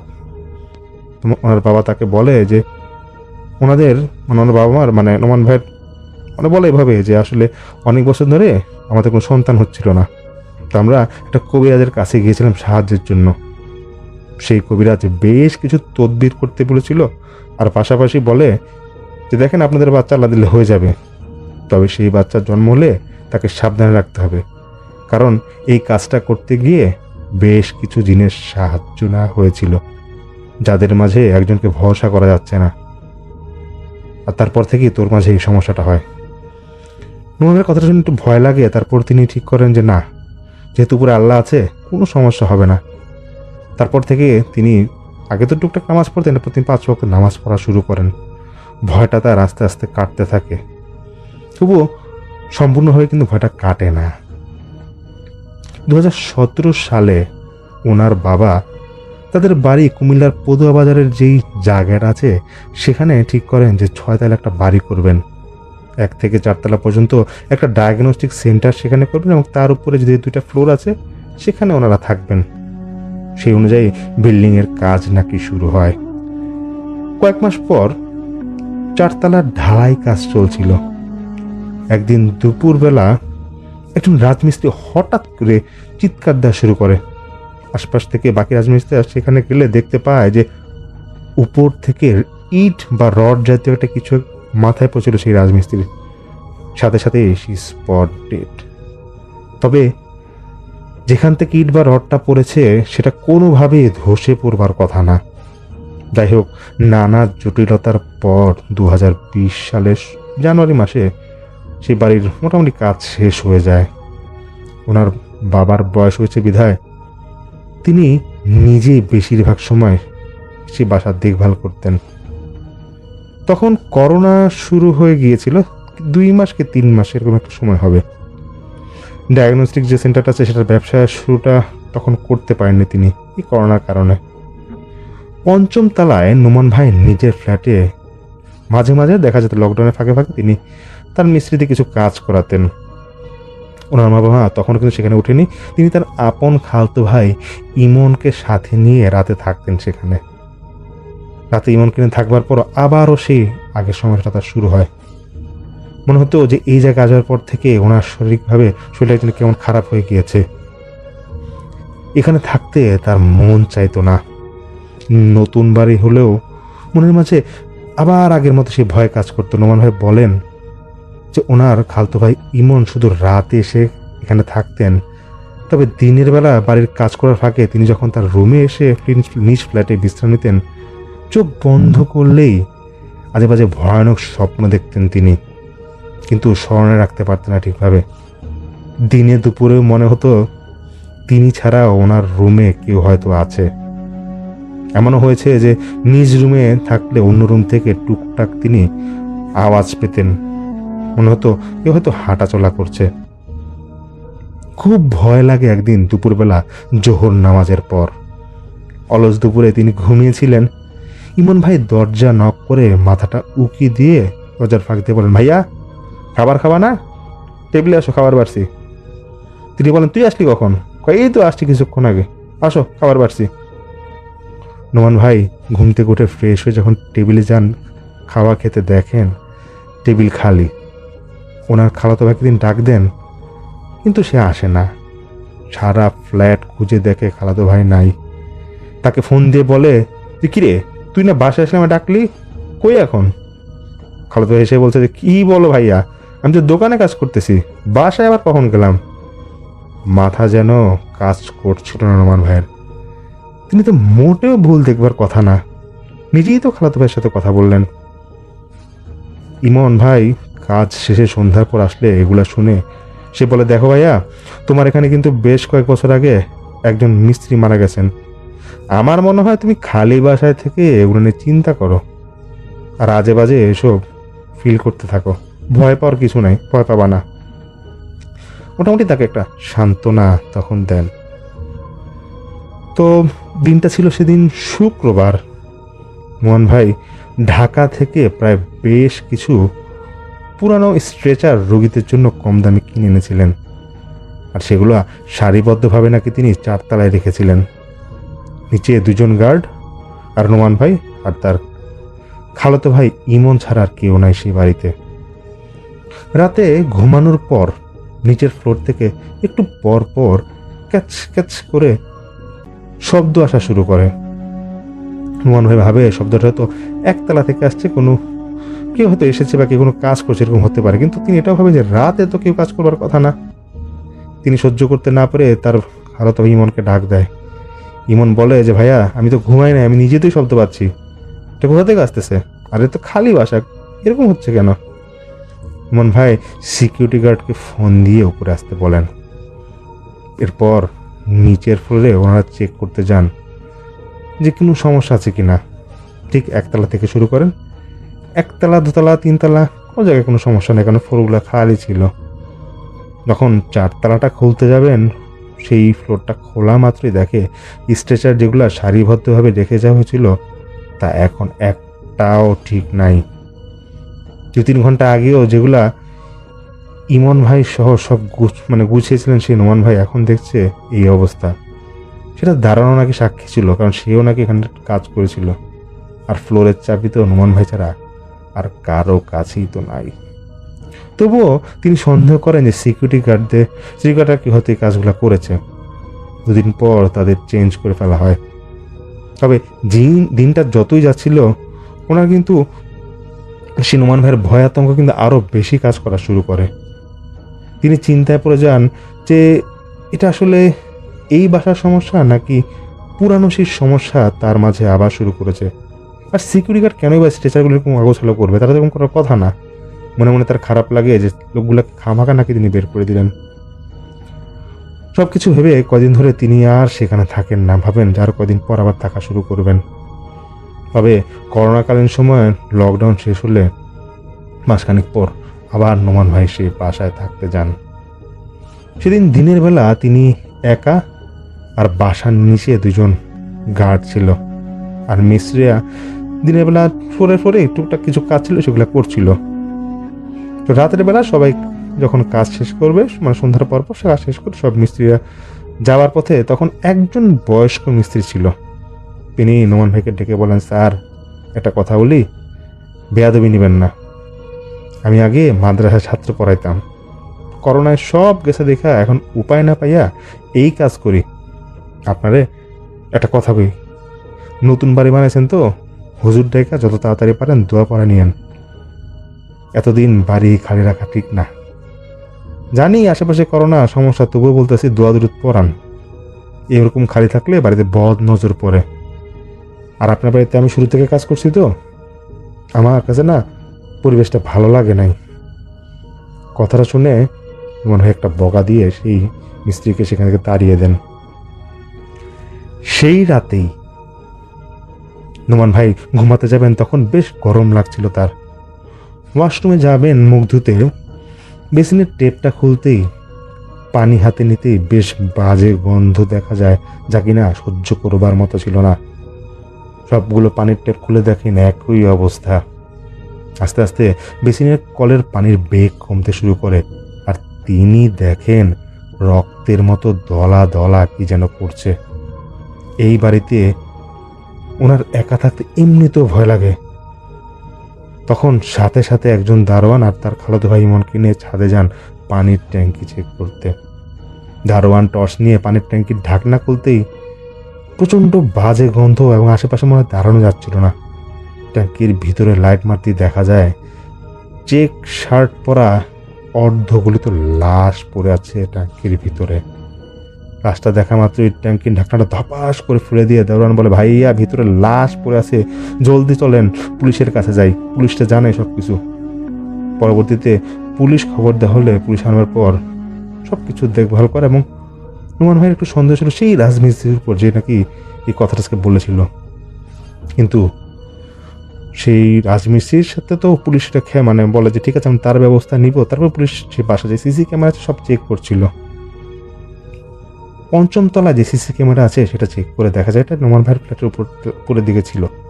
সেই সিসি ক্যামেরা চেক করে দেখা যায় যে বিগত 15-20 দিনেও ছাদে কেউ যায়নি, কারণ ছাদের কোনো কাজে ছিল না। আর যেই লোকের লাশ তাকে তো উঠতে দেখাই যায়নি। আর এমন না যে আশেপাশে সেম সাইজের কোনো বাড়ি আছে যে এক ছাদ থেকে টপকি এখানে কেউ আসবে। তাহলে যার লাশ পাওয়া গেল সে কিভাবে 6 তলার উপরে ছাদে উঠল? আর লাশ দেখে বোঝা যাচ্ছিল সর্বোচ্চ 4 কি 5 দিন আগে সে মারা গিয়েছে। সব থেকে ভয়ঙ্কর বিষয় ছিল যার লাশ পাওয়া যায় তার শরীরে অসংখ্য আঘাতের চিহ্ন এবং মুখটা প্রচণ্ড ফোলা। এরপর যতটুকু জানা যায় পরিচয় না পাওয়ার কারণে সেই লাশটাকে বেয়ারি হিসেবে দাফন করা হয়, এবং যথেষ্ট প্রমাণ না পাওয়ার কারণে সেই মিস্ত্রিকেও ছেড়ে দেওয়া হয়, যে কিনা নোমান ভাইকে এই কথাটা বলেছিল। কারণ নোমান ভাইয়ের সন্দেহটা তার দিকে ছিল। সেই কথা বললো, আর সেই রাতে আজকে ইনসিডেন্টটা ঘটলো। নোমান ভাই বলেন যে এই ইনসিডেন্টের পর থেকে তিনি মানসিকভাবে আরও ভেঙে পড়েন। বাড়িতে কেউ না ওঠার আগেই 2টা অপমৃত্যু হলো। তার বাবার জমানো টাকা দিয়ে তিনি বাড়িটা করেছিলেন, তারপরে এই ইনসিডেন্টগুলো হয়। বাবার সাথে কথা বলে নতুন বাসায় তখন বেশ বড় আকারে দোয়া পড়ানো হয়, অনেক লোকের সমাগম হয়। এরপর তিনি বাবাকে জানান পুরানো সেই অস্থিরতা ওনার মাঝে আবারও মনে হয় কাজ শুরু করছে। তিনি ঠিকভাবে দিন পার করতে পারছিলেন না।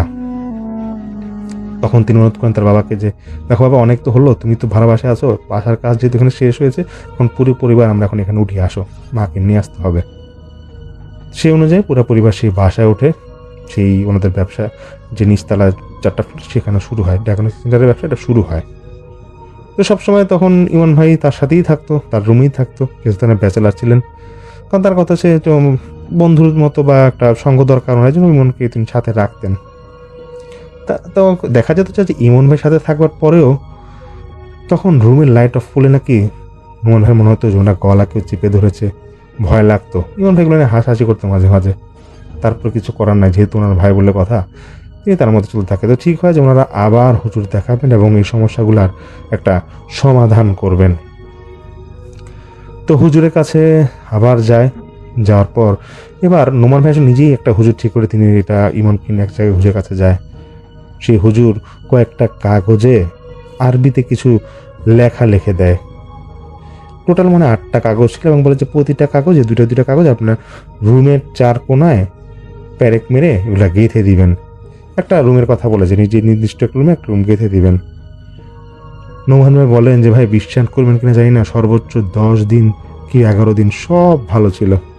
এরপর ওই সমস্যা তার নিজের পাশাপাশি এখন তার বাবার সাথেও শুরু হয়। ওনার বাবা বলেন তিনি ঘরে একজন বয়স্ক মহিলাকে রাতে তাহাজ্জুদের নামাজ পড়বার সময় হাঁটাহাঁটি করা অবস্থায় দেখেছেন।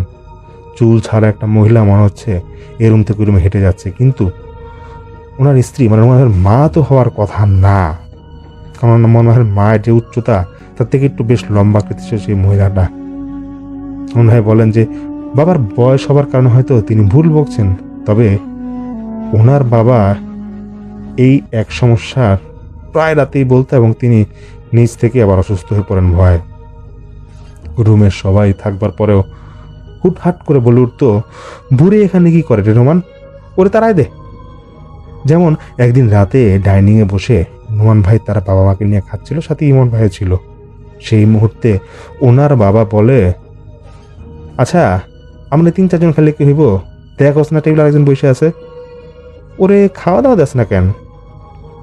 দিনের পর দিন এই জাতীয় ঘটনা ঘটেই চলছিল। একদিন সকালে নোমান ভাইয়ের মা তাকে ঘুম থেকে ডেকে তড়িঘড়ি করে তার রুমে নিয়ে যান, যে রুমটা ওই যে চারপাশে প্যারেক দিয়ে আরবি লেখাগুলো মারা ছিল। রুমের যে 4 কোণায় হুজুর কাগজগুলা প্যারেক বা পিন দিয়ে গেঁথে রাখতে বলেছিল, সেই রুমটা কাজের মহিলা পরিষ্কার করতে গিয়ে দেখে যে 2টা কোণায় এরকম পিন পড়ে আছে, কিন্তু কাগজ কিছুই নাই। তাহলে কি এই কারণে ওনার বাবার সাথে সমস্যাগুলো হচ্ছিল?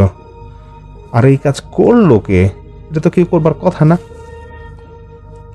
হুজুরের সাথে নোমান ভাই আবার গিয়ে যোগাযোগ করেন। তিনি আবারও একই জায়গায় পেক মারতে বলেন এবং কাগজগুলো এরকম আরবি লিখে দেন এবং হুজুরকে নোমান ভাই তার বাবার কথাগুলো বলে। তিনি বললেন, আর কয়টা দিন সবর করে দেখেন না সমাধান করা যায় কিনা। 1 মাস পর নতুন করে আবার সমস্যা শুরু হয় 3য় তলায়, সেই বিল্ডিং এর 3য় তলায়। ক্লিনাররা রাতে নাইট ডিউটি করতো, তারা বলে এই ফ্লোরে নাকি ভূত আছে, তারা এখানে কাজ করতে আর চায় না।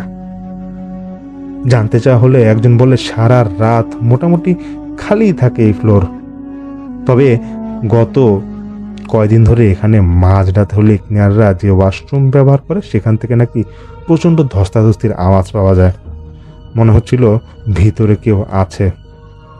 এমনও হয়েছে যে ওয়াশরুম বাহির থেকে লাগানো, কিন্তু ভিতর থেকে মনে হচ্ছে কেউ ধাক্কাধাক্কি করছে দরজাটা খোলবার জন্য। অন্য ফ্লোরেও মাঝে মাঝে এরকম অদ্ভুত ঘটনা ঘটতো। নোমান ভাইয়ের অবস্থা নাকি পাগলের মতো হয়ে যায়।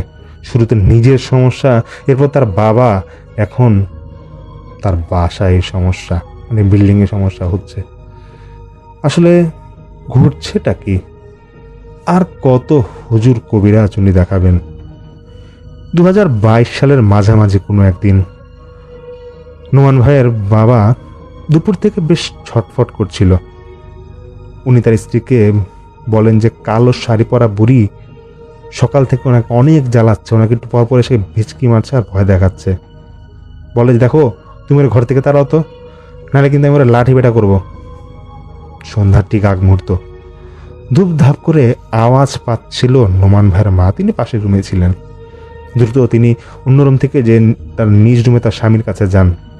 দেখছেন তিনি শলার ঝাড়ু দিয়ে কাকে যেন মনে হচ্ছে পেটাচ্ছে, তবে যেদিকে শলার ঝাড়ু দিয়ে বাড়ি মারছিল সেখানে সামনে কাউকে দেখা যাচ্ছিল না। তিনি শুধু মুখে বলছিলেন যে আর কত চালাবে, আর কত চালাবে, আমার কি শেষ না করা পর্যন্ত তোর শান্তি নেই। কোনো রকম তাকে বুঝ জ্ঞান দিয়ে তাকে ঠান্ডা করা হয়। বলে বসো বসো, কিছুই নেই, দেখেন কি দেখতেছো। তারপর তাকে কোনো রকম ঘুম পাড়িয়ে দেওয়া হয় নোমান ভাইয়ের বাবাকে। সব থেকে কষ্টদায়ক বিষয়টা হচ্ছে পরের দিন সকালে যখন নোমান ভাইয়ের বাবা উঠে তখন থেকে নাকি তার জবান বন্ধ হয়ে যায়। ইশারা ছাড়া তিনি আর কোনো কথাই বলতে পারতেন না আর বুঝতেও পারতেন না। নোমান ভাই তার এক আত্মীয়র কাছে পরামর্শের জন্য যান আসলে কি করা যেতে পারে। তারপর সিদ্ধান্ত নেয় যে দেখেন, যদি নিজ এলাকায় এরকম হুজুর মাওলানা আমরা এরকম না পাই তাহলে ঢাকায় একটা দেখা যায় কি করা যায়। ঢাকায় যে আমরা ঢাকায় কোনো সমাধান পাই কিনা দেখি। অনেক খোঁজাখুঁজির পর ঢাকার সাভারের কোনো একটা মাদ্রাসা বা মসজিদ হবে, সেখানকার কোনো বড় একটা মাওলানার সাহায্য তারা নেবেন বলে ঠিক করা হয়। সেই মাওলানার সাথে যোগাযোগ করে 3 ঘন্টা ঠিক করে তারা যখন সেখানে যান, মাওলানা সাহেবকে নিজে সবগুলো কথা শুরু থেকে বলেন সেই নোমান ভাই। তিনি বলেন দেখেন আপনার, সেই মাওলানা বলেন আর কি, দেখেন নোমান সাহেব, আপনার মুখের কথা তো সব কিছু শুনলাম, সব কিছু বুঝলাম, তবে যা কথা সেটা হচ্ছে আমাকে স্পটে যেতে হবে, আপনার বাবা মার সাথে আমার কথা বলতে হবে। জানি যে আপনার বাবা অসুস্থ, তা আপনার মার সাথে পক্ষে আমার কথা বলতে হবে। আমাকে সিচুয়েশনটা দেখি, বুঝি, তারপর বলতে পারবো যেটার সমাধান কি হবে কি হবে না, এরপর বাকি কথা। মাওলানা সাহেব কয়েকদিন পর নোমান ভাইদের বাসায় যান। তিনি তার বাবাকে দেখবার পর খানিকটা থমকে যান। বলেন যে রোগীর অবস্থা তো খুব ভালো না। আচ্ছা যাই হোক, আমাকে তো ডাকছেন, ডাক্তার কবিরাজ বা অন্য কিছুকে দেখাইছেন? তখন মনে হয় বলে হ্যাঁ কি বলবো, এখন তো ডাক্তার দেখানো হয়েছিল কিন্তু ওভাবে আসলে সমাধান হয় নাই। আর আমরা আত্মীয়স্বজন যারা আছে 2-1 দেখেই বলতেছে যে ডাক্তার দেখে লাভ হবে না, কারণ সমস্যাটা অন্য জায়গায়, এটা আমরা বুঝতে পারছিলাম, মানসিক কোনো সমস্যা আর নাই। তারপর সে মাওলানা সাহেব তিনি সর্বোচ্চ 10 মিনিট সময় নেন, নিজে একটা রুমে কিছুক্ষণ থাকেন, থাকার পর নোমান ভাইকে ডাক দেন, ডেকে বলেন দেখেন আমি আপনার মায়ের সাথে কথা বলবো। তারপর তার মাকে ডেকে বলেন আপা কিছু মনে করবেন না, আমি একটা কথা বলি, সমস্যাটা এখানে একটা না 2টা, আর আমি যা যা জানতে চাইবো দয়া করে সত্যটা বলবেন, দেখি সমাধান করা যায় কিনা। তো প্রথম সমস্যা যেটা সেটা সে হুজুর বলেন, মানে সে মাওলানা সাহেব বলেন। হুজুর নোমান ভাইয়ের মাকে বলেন আচ্ছা আপনার যখন সন্তান হচ্ছিল না, আপনারা যে কবিরাজের সাহায্য নিয়েছিলেন তাকে বিনিময়ে কিছু দিয়েছিলেন? সে কিছু নেয়নি? আর উনি কোথায় থাকেন ওইটা কি আমাকে বলা যায়? উত্তরে নোমান ভাইয়ের মা বলেন হুজুর আমরা বেশ কয়েকবার ওই কবিরাজের কাছে যাই। এক জায়গা থেকে শুনেছিলাম যে কবিরাজ নাকি এরকম সন্তান না হলে এ ধরনের চিকিৎসা করতো, ঝাড়ফুঁক দিত। তো উনিও কিন্তু তখন শুধু ঝাড়ফুঁক দিয়েছিলেন আর বিড়বিড় করে যখন যেতাম পুরো দিকে তাকে কিছু একটা পরে আমাদের ফু দিত, এটুকুই। তারপর প্রায় 1 মাস পর বলেন যে সমাধান হয়ে যাবে, তোমরা এখন যাও, তবে সন্তান হলে সাবধানে রাখবে। আর কি দেওয়া হয়েছিল ওটা আমি ভালো বলতে পারি না, ওটা নোমানের বাপই বলতে পারে, কিন্তু উনি তো অসুস্থ, এখন কিভাবে কি এ বলে নাকি নোমান ভাইয়ের মা কান্না করে দেয়। তারপর নোমান ভাই তো জন্ম হওয়ার পর এরকম টুকটাক সমস্যা তো হয়, তখন নাকি সেই লোকের কাছে নোমান ভাইয়ের বাবা নাকি আবার গিয়েছিল, মানে এটা নোমান ভাইয়ের মা বলতে গিয়েছিল, কিন্তু যাওয়ার পর ওনাকে আর খুঁজে পাওয়া যায়নি। আশেপাশের লোকরা বলে উনি যে কোথায় গিয়েছে বলতে পারবো না। তারপর তো তার কোনো সন্ধানই নাই। কথাগুলো শুনে হুজুর বলেন আপা আপনার এই সমস্যার সমাধানের জন্য কবিরাজ, মানে এই যে নোমান যে আপনার যে সন্তান হচ্ছিল না, এই সমস্যার সমাধানের জন্য কবিরাজ আপনার স্বামীর কাছ থেকে বেশ কিছু টাকা হাদিয়া হিসেবে চেয়েছিল। আপনার স্বামী সামান্য কিছু টাকা দিয়ে বলেছিলেন যে সন্তান হোক, বাকি টাকা পরে দিব, বাকি সমস্যা আগে সমাধানটা হোক দেখি। কিন্তু আপনার স্বামী আর যোগাযোগ করে নাই। আর এমনও হয়েছিল যখন যোগাযোগ করে একটা মাধ্যম ছিল, আপনার স্বামী কথা কাটাকাটি করে এবং সেই কবিরাজকে তিনি হুমকি দিয়ে বলেন যে আমি টাকা দিব না, তুই কী করিস পারলে করে দেখাইস। সেটার ফল তো আপনারা এখন পাচ্ছেন, এবং সেটার ফল অভিশাপ কিনা জানি না, কিন্তু আপনার সন্তানের উপর তার প্রভাব ফেলেছিল, খুব ভালোভাবে প্রভাব ফেলেছিল। তারপর তো সেখান থেকে আপনি বুঝতেই পারছেন কি হলো না হলো। এর মানে নোমান ভাইকে নিয়ে জন্মের পর থেকে যে সমস্যাগুলো ছিল সব কিন্তু এই সেই কবিরাজের কারণেই হয়েছিল, এটা ধারণা করা যায়, এই কথা শুনে যেটা বোঝা যায়। তারপর নোমান ভাই মাওলানা সাহেবকে বলেন, আচ্ছা আমার সমস্যা না হয় আমি বুঝলাম, কিন্তু আব্বার কেন এখন সমস্যা হচ্ছে, আর এই বাসায় কেন এরকম ইনসিডেন্টগুলো হলো? মাওলানা সাহেব বলেন, দেখেন আমি আগেই বলেছি সমস্যা একটা না দুইটা। দ্বিতীয় সমস্যাটা হলো আপনাদের এই যে বিল্ডিংটা, এটা করবার পিছনে কারো কুনজর আছে, এবং সেই কুনজর থাকার কারণেই বাড়ির যখন আপনি কাজ শুরু করেন না, সেই কাজ শুরু করার সময় তখন অনেকগুলো তাবিজ এখানে পুঁতে রাখা হয়েছে, যেটা এখন মিশে গিয়েছে, এবং আমি নিজেও এটা বের করতে পারবো না যেটা কোথায় আছে। একবারে বাড়ির নিচে কনস্ট্রাকশনে কাজ করার সময় তখন পুঁতা হয়েছিল। এটা বললাম যেটা যে এখন উদ্ধার করা সম্ভব হবে না। শুধু এতটুকু বলবো, আপনারা এখানে না থাকলেই ভালো হবে। তবে হ্যাঁ, এই যে সমস্যাটা, এটা সহজে আর সমাধান হবে না।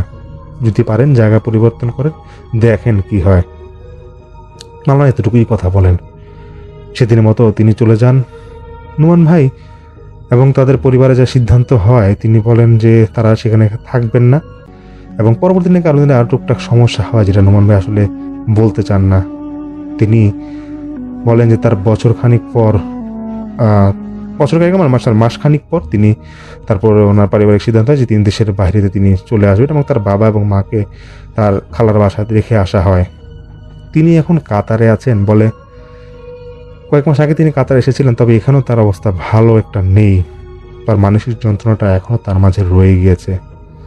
তিনি দোয়া চেয়েছেন যাতে তিনি এই সমস্যা থেকে মুক্তি পান, এবং এটাও তিনি বলেন যে এই একটা সমস্যার কারণেই তিনি এখন পর্যন্ত বিয়ে শাদী করতে পারছেন না। তার বাবার জন্য তিনি দোয়া চেয়েছেন, এবং তিনি বলেছেন যে জানেন না যে তার বাবা মা কখন মৃত্যুবরণ করবেন, তবে তিনি এতটুকু বলেছেন যে তার বাবার মৃত্যুর সময় যাতে তিনি কাছে থাকতে পারেন। এই মুহূর্তে তিনি কাতারে আছেন, দোহাতে। অসংখ্য ধন্যবাদ জানাই আমি নোমান ভাইকে এই ঘটনা শেয়ার করবার জন্য। শ্রোতা বন্ধুরা, আমি সামিনা হাসান, ইনশাল্লাহ ভৌতিকতায় সামনের এপিসোডে আপনার মাঝে আবারও হাজির হব।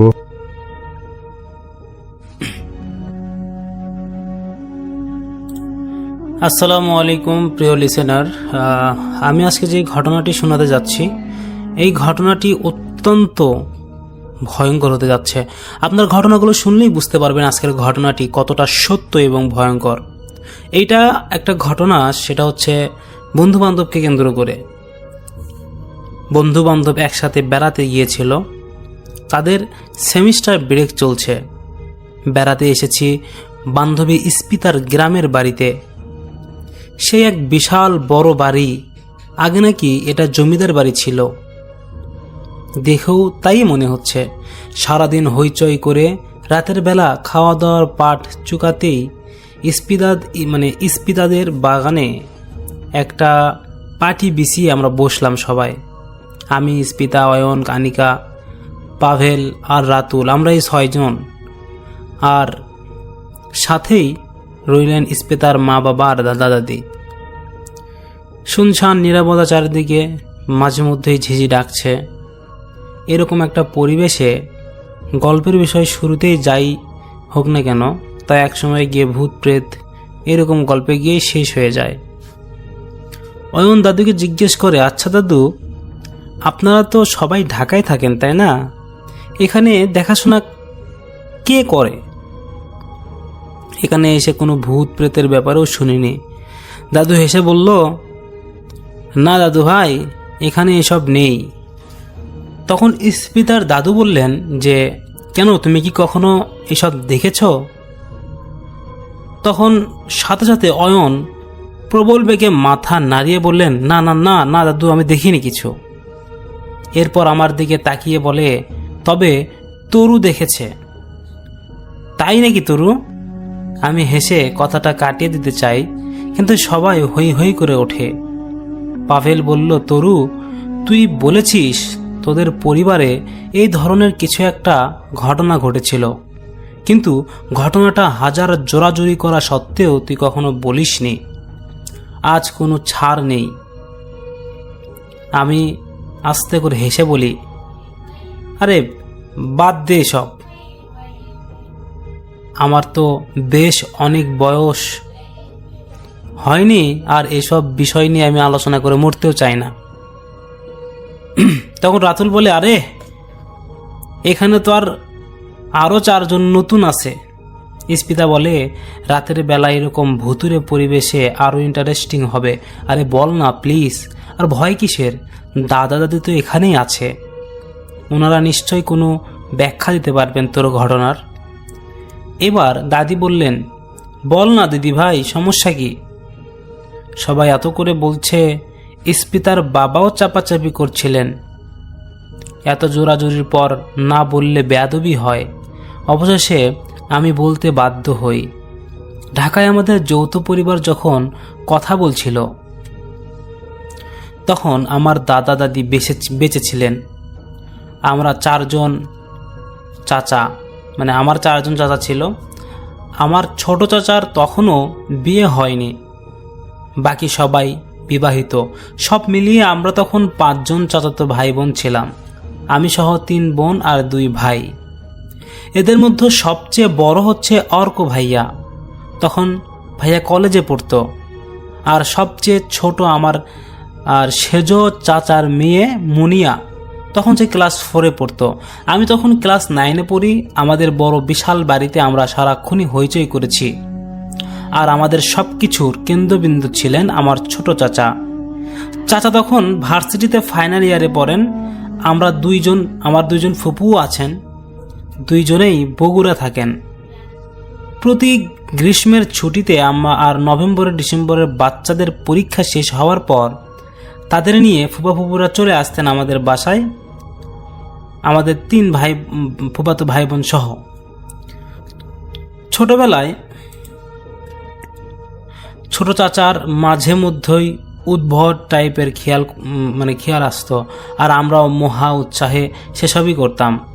আমাদের মাথায় কোনো দুষ্ট বুদ্ধি আসলে, কোনো কথা শেয়ার করলে বা শেয়ার করার থাকলে আমরা ছোট চাচাকে বলতাম। যাই হোক, সেবার আমাদের ফাইনাল পরীক্ষা শেষ, ফুপুরা এসেছেন, আমরা সবাই মিলে ছোটাছুটি করেছি। এমন সময় সন্ধ্যার বেলা কারেন্ট চলে যায়। দাদু বললেন, সবাই ছাদে চল, আজকে মজা হবে। ছাদে যাওয়া ছিল, পাটি বিছিয়ে বসা হলো, সাথে মুড়ি চানাচুর মাখা আর চা। দাদু ঘোষণা করলেন, আজ গল্পের আসর হবে, সবাই গল্প বলবে, যে কোনো বিষয় বলতে পারে, আর যার গল্প শুনতে সবচেয়ে ভালো হবে তার জন্য থাকবে বিশাল পুরস্কার। সবাই গল্প পড়লাম বা বললাম, যার যা ইচ্ছা তাই আলতু ফালতু গল্প হচ্ছিল বেশিরভাগই, কিন্তু সবচেয়ে শেষে ছোট চাচা একটা প্লানচেট করার গল্প বলে সবাইকে তাক লাগিয়ে দেন। তার গল্পে কয়েকজন ফ্রেন্ড প্লেন চ্যাট করে ভূতকে ডেকে আনে। দাদু ছোট চাচাকেই বিজেতা ঘোষণা করলেন। তবে গিফটটা চাচার একার নয়, আমাদের সবার জন্যই ছিল সেই গিফটটা ছিল আমাদের সিলেট ট্রিপ। দাদুর এক বন্ধু সিলেটের চা বাগানের ম্যানেজার ছিলেন। তার কথা বলে দাদু আমাদের জন্য একটা বাংলো বাড়ি ঠিক করে রেখেছিলেন। আমরা যাব, 2 দিন থাকবো সেখানে, চা বাগান দেখব, সবাই মিলে হৈ হৈ করে আনন্দ করব। আমরা ওই দিন ছোট চাচার সাথে আলোচনায় বসলাম, সিলেটে গিয়ে এমন কি করা যায় যাতে আমাদের ট্রিপটা স্মৃতিময় হয়ে থাকবে। বিভিন্ন আইডিয়া আসলো, এক একজনের মাথায় এক এক ধরনের কথাবার্তা ছিল। এর মধ্যে অর্ক ভাইয়া প্রস্তাব দেয়, চল আমরা প্ল্যান চ্যাট করি। আমরা বেশ শিহরিত হয়ে বোধ ধরলাম। ছোট চাচা তো এসব উদ্ভট কাজে এক পায়ে খাড়া, কিন্তু তিনি গম্ভীর মুখে নিষেধ করলেন, না অর্ক, কিছুতেই কিছু জিনিস নিয়ে বাড়াবাড়ি ভালো না। মানে তুমি বিশ্বাস করো যে প্লেন চ্যাট করলে সত্যিই ভূত নামবে? না, করি না, কিন্তু তাই বলে আমরা সেটা যাচাই করতে যাব কেন? এরপর আমরা সবাই মিলে ধরলাম, প্লিজ চাচা, প্লিজ প্লিজ। চাচা বলেন, প্ল্যানচেট করার কিছু নিয়মকানুন আছে, এজন্য প্ল্যানচেট বোর্ড লাগে, এমনি এমনি হয় না। এসব আমরা জানি না, না জানলে নাই, আমরা যা জানি তাই করব। মোমবাতি জ্বালিয়ে হাত ধরে বসে আত্মা ডাকবো আমরা। প্লিজ চাচা, শুধু আমরাই তো, আর তো কেউ না। চাচা অনেক পীড়াপিড়িতে রাজি হলেন, কিন্তু শর্ত দিলেন বড় কেউ যেন এ খবর না জানে। এবার সিলেটে পৌঁছে আমরা সবাই খুব খুশি। আমরা চা বাগান ঘুরে ঘুরে দেখলাম অনেক আদিবাসী মেয়েরা কাজ করছে সেখানে। কেউ কেউ বাচ্চা পিঠে ঝুলিয়ে রেখেছে। সেখানে আমরা কয়েকজন একসাথে কথা বললাম।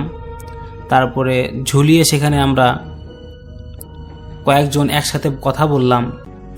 একটা মেয়েকে পেলাম, নাম ছিল সিন্ধি। মেয়েটা অনেক কথা বলে আর অনেক হাসে, আর ওর হাসিতে কেমন যেন অনেকটা ঝংকার হয়ে ওঠে, অট্ট হাসির মতো লাগে শুনতে। যাই হোক, আমরা প্রথম 2 দিন ঘুরতে ঘুরতে এত ক্লান্ত হয়ে গেলাম যে প্ল্যানচেট করাই হলো না।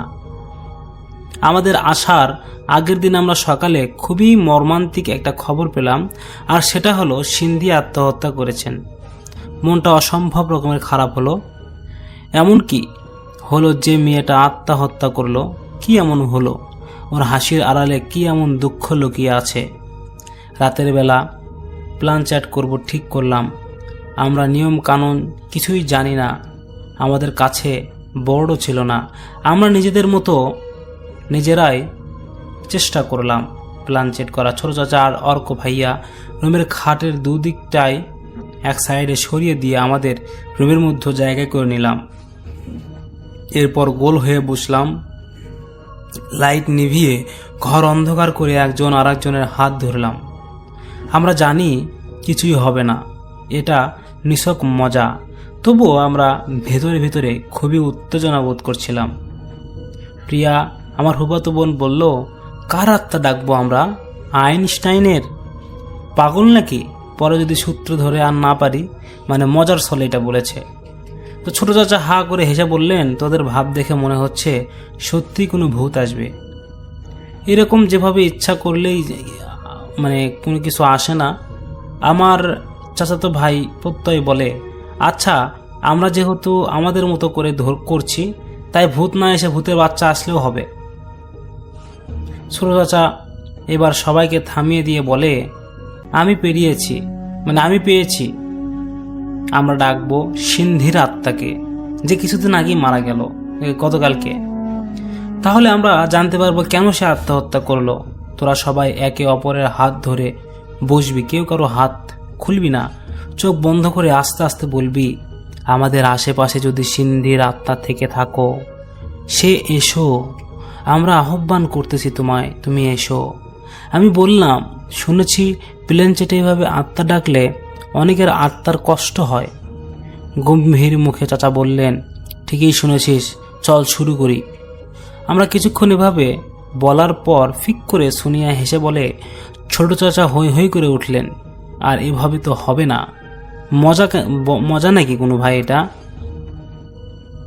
এবার অর্ক ভাই হেসে উঠলেন, হেসে উঠে বললেন, ওর উপর ভর করেছি সিন্ধি। ছোট চাচা বললেন, এই লাস্ট টাইম আর 10 মিনিট, এরপরে সব বন্ধ, ওকে? এরপর আর 5 মিনিট এইরকম ডাকার পর হঠাৎই একটা দমকা হাওয়া এলো, আর তখনই মনে হলো আমাদের সার্কেলটার ঠিক মাঝখান থেকে কেউ একজন একদম হুবহু সিন্ধির মতো করে হেসে দিল। সেই তীক্ষ্ণ ঝংকার তোলা অট্ট হাসি। আমরা চমকে তাকিয়ে দেখি মোমবাতিগুলো সব নিভে গেছে। ছোট চাচা ভয়ার্থক গলায় বললেন, কে কে আসলো? ঘরে একটা ফিসফিসানি নিঃশ্বাসের আওয়াজ হলো। অর্ক ভাই এবার বললেন, কে কে করছে এরকম? এবার কোনো ফ্যাসফ্যাসে গলায় কথা বললেন, কিচ্ছু ভালো বুঝতে পারলাম না, তবে স্পষ্ট কয়েকটা শুনলাম, কষ্ট, কে কেন ডেকেছ, প্রতিশোধ নেব তোমাদের, এমন কিছু, তোমাদের ভুল, এভাবে ডাকলে কেন, কেন ডাকলে? এরপর আবার সেই তীক্ষ্ণ হাসি, সিন্ধির অট্ট হাসি। ছোট চাচা বললেন, সবাই হাত ছাড়, এখনই আমরা একসাথে হাত ছেড়ে দিই। এবং ছোট চাচা উঠেই লাইট জ্বালালেন। তীব্র আলোয় ঘরের রুম ভরে গেল। সবার মুখ ভয়ে সাদা হয়ে গেছে। মুনিয়া কাঁদো কাঁদো মুখে বলে, কি হলো ছোট চাচা? ছোট চাচা ওকে জড়িয়ে ধরে মুখ শক্ত করে বললেন, সবাই সবার ঘরে যা। আমি মাথা নেড়ে বললাম, আমি আর একা একা যেতে পারবো না, আমাকে দিয়ে আসতে হবে ঘরে। সবাই মাথা নাড়ে, কারো আর বিন্দুমাত্র সাহস অবশিষ্ট নেই।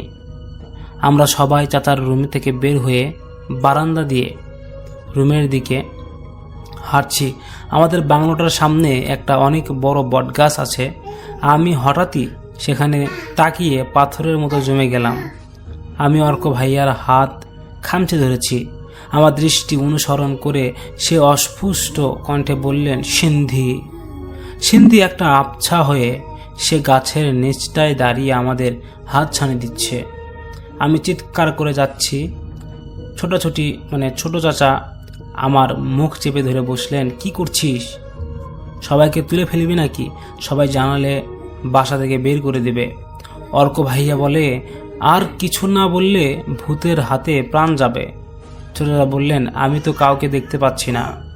এবার তাদের মধ্যে প্রত্যয় বললেন, আমিও দেখছি, এখন চলে গেছে। আমাদের মাঝে দুটো দল হলো এখন। এক দল বলছে দেখেছি, আর এক দল বলল দেখেনি। ছোট চাচা বললেন, ঠিক আছে তোরা থাক, আমি চলে যাচ্ছি। আমি ওখানে গিয়ে দাঁড়িয়ে দেখি কি আছে সেখানে। আমরা সবাই না করে উঠি। মুনিয়া বলে, যেও না চাচা, সিন্ধি কি বলল মনে নেই? ও বলেছে প্রতিশোধ নেবে। যেও না চাচা, সোনিয়া মাথা নেড়ে বলল, হ্যাঁ ও ঠিক বলেছে। সিন্ধির কথাগুলো সাজালে এটাই দাঁড়ায়। ছোট চাচা বললেন, তোরা ভুল দেখেছিস, আমি যাচ্ছি। ভয়ে সব উল্টো পাল্টা দেখছিস। গাছের পাতা নড়ে আর কিছুই নড়ে না। ঠিক আছে, আমি তাও দেখব। এবার ছোট চাচা কারো কথা না শুনে রওনা হলেন। আমরা ভয়ে জড়সড় হয়ে দাঁড়িয়ে আছি। ছোট চাচা গাছটার নিচে গিয়ে আমাদের দিকে হাত নাড়ালেন। এরপর হঠাৎই অদৃশ্য হয়ে একটা শক্তি চাচাকে সাত করে ওপরে উঠিয়ে নিয়ে দাঁড়াম করে নিচে ফেলে দিল। আর ঠিক তখনই আমরা আবার সেই অট্ট হাসিতে শুরু করলাম। চাচার চিৎকার আমাদের সবাই উঠে আসে। চাচাকে হসপিটালে নিয়ে যাওয়া হয়। আমরা ঘটনা বলা শেষ হলে একটা দীর্ঘশ্বাস ফেলে বললাম, সেই থেকে আমরা ছোট চাচা হুইল চেয়ারে, চাচা রুমিকে চাচির সাথে বিয়ে হয়। তাদের আগে রিলেশন ছিল, চাচি রাজি হয়েছে। এই অবস্থাতেই আমরা এর অনেক ব্যাখ্যা খুঁজেছি, পাইনি। কেউ বিশ্বাস করুক আর না করুক, আমরা কয়েকজন বিশ্বাস করি এটা অলৌকিক ঘটনা। এতক্ষণ সবাই মনোযোগ দিয়ে শুনছিলেন, একটা কথাও বলিনি। ইস্পিতার বাবা এবার বললেন, আচ্ছা এটার অন্য কোনো ব্যাখ্যাও তো থাকতে পারে, তাই না? আমি আস্তে করে হেসে মাথা নেড়ে বললাম, না নেই। আপনারা সেটা এখনই নিজেই বুঝতে পারবেন। আমার কথা শেষ হওয়ার আগেই হাসিটা শোনা গেল। সেই রক্তহীন করা তীক্ষ্ণ ঝংকার তোলা অট্ট হাসি। ঠিক মাঝখান থেকে সবাই চমকে চিৎকার করে ওঠে। কণিকা আমাকে খামচে ধরে। আমি মৃদু হেসে বললাম, এই জন্যই আমি এই গল্পটা বলতে চাইনি। ওই ঘটনার পর থেকে যখনই আমাদের কেউ এই ঘটনাটি বলি, ও কিভাবে যেন বুঝে ফেলে আর ঠিক উপস্থিত হয়ে যায়। আর ওর নাম নেওয়া হয়েছে সেখানে তার অস্তিত্ব প্রমাণ করতে। এই ছিল ঘটনা। এটা আমাদের অডিয়েন্সের পাঠানো ঘটনা ছিল, তাই পড়লাম অডিয়েন্সকে খুশি করার জন্য। যাই হোক, আপনারা যারা শুনেছেন ঘটনাটি, ভালো লাগলে অবশ্যই শেয়ার করবেন। ধন্যবাদ প্রিয় লিসেনার, যারা এতক্ষণ পর্যন্ত আমাদের ঘটনাগুলো শুনলেন। আমরা প্রতিনিয়ত এরকম বাছাই করা ঘটনা আমাদের এই চ্যানেলের মাধ্যমে তুলে ধরি। আপনারা যারা আমাদের এরকম ঘটনাগুলো শুনতে ভালোবাসেন, তারা অবশ্যই আমাদেরকে এরকম ঘটনা শুনবেনও এবং আপনাদের সাথে ঘটে থাকলে পাঠাবেনও। আমরা প্রতিনিয়ত আপনাদের জন্য অপেক্ষায় থাকি। অনেকে অনেক নিজেদের এলাকার ঘটনাগুলো যদি আমাদেরকে পাঠায়, আমরা সেই ঘটনাগুলো রেকর্ড করে অবশ্যই আপনাদের সামনে তুলে ধরার চেষ্টা করি। খুশি হয়ে আমি পার্সোনালি, কেননা বিভিন্ন এলাকার জায়গার ঘটনা যদি আমি আমার অডিয়েন্সদেরকে শোনাতে পারি, আমার তো এটা ভালো লাগার একটা বিশাল বিষয়। তো যাই হোক, আপনাদের সাধারণ ঘটনা থাকে ওটাও দেবেন, যদি আপনার পরিবারের কারোর সাথে থাকে সেটাও পাঠাতে পারেন।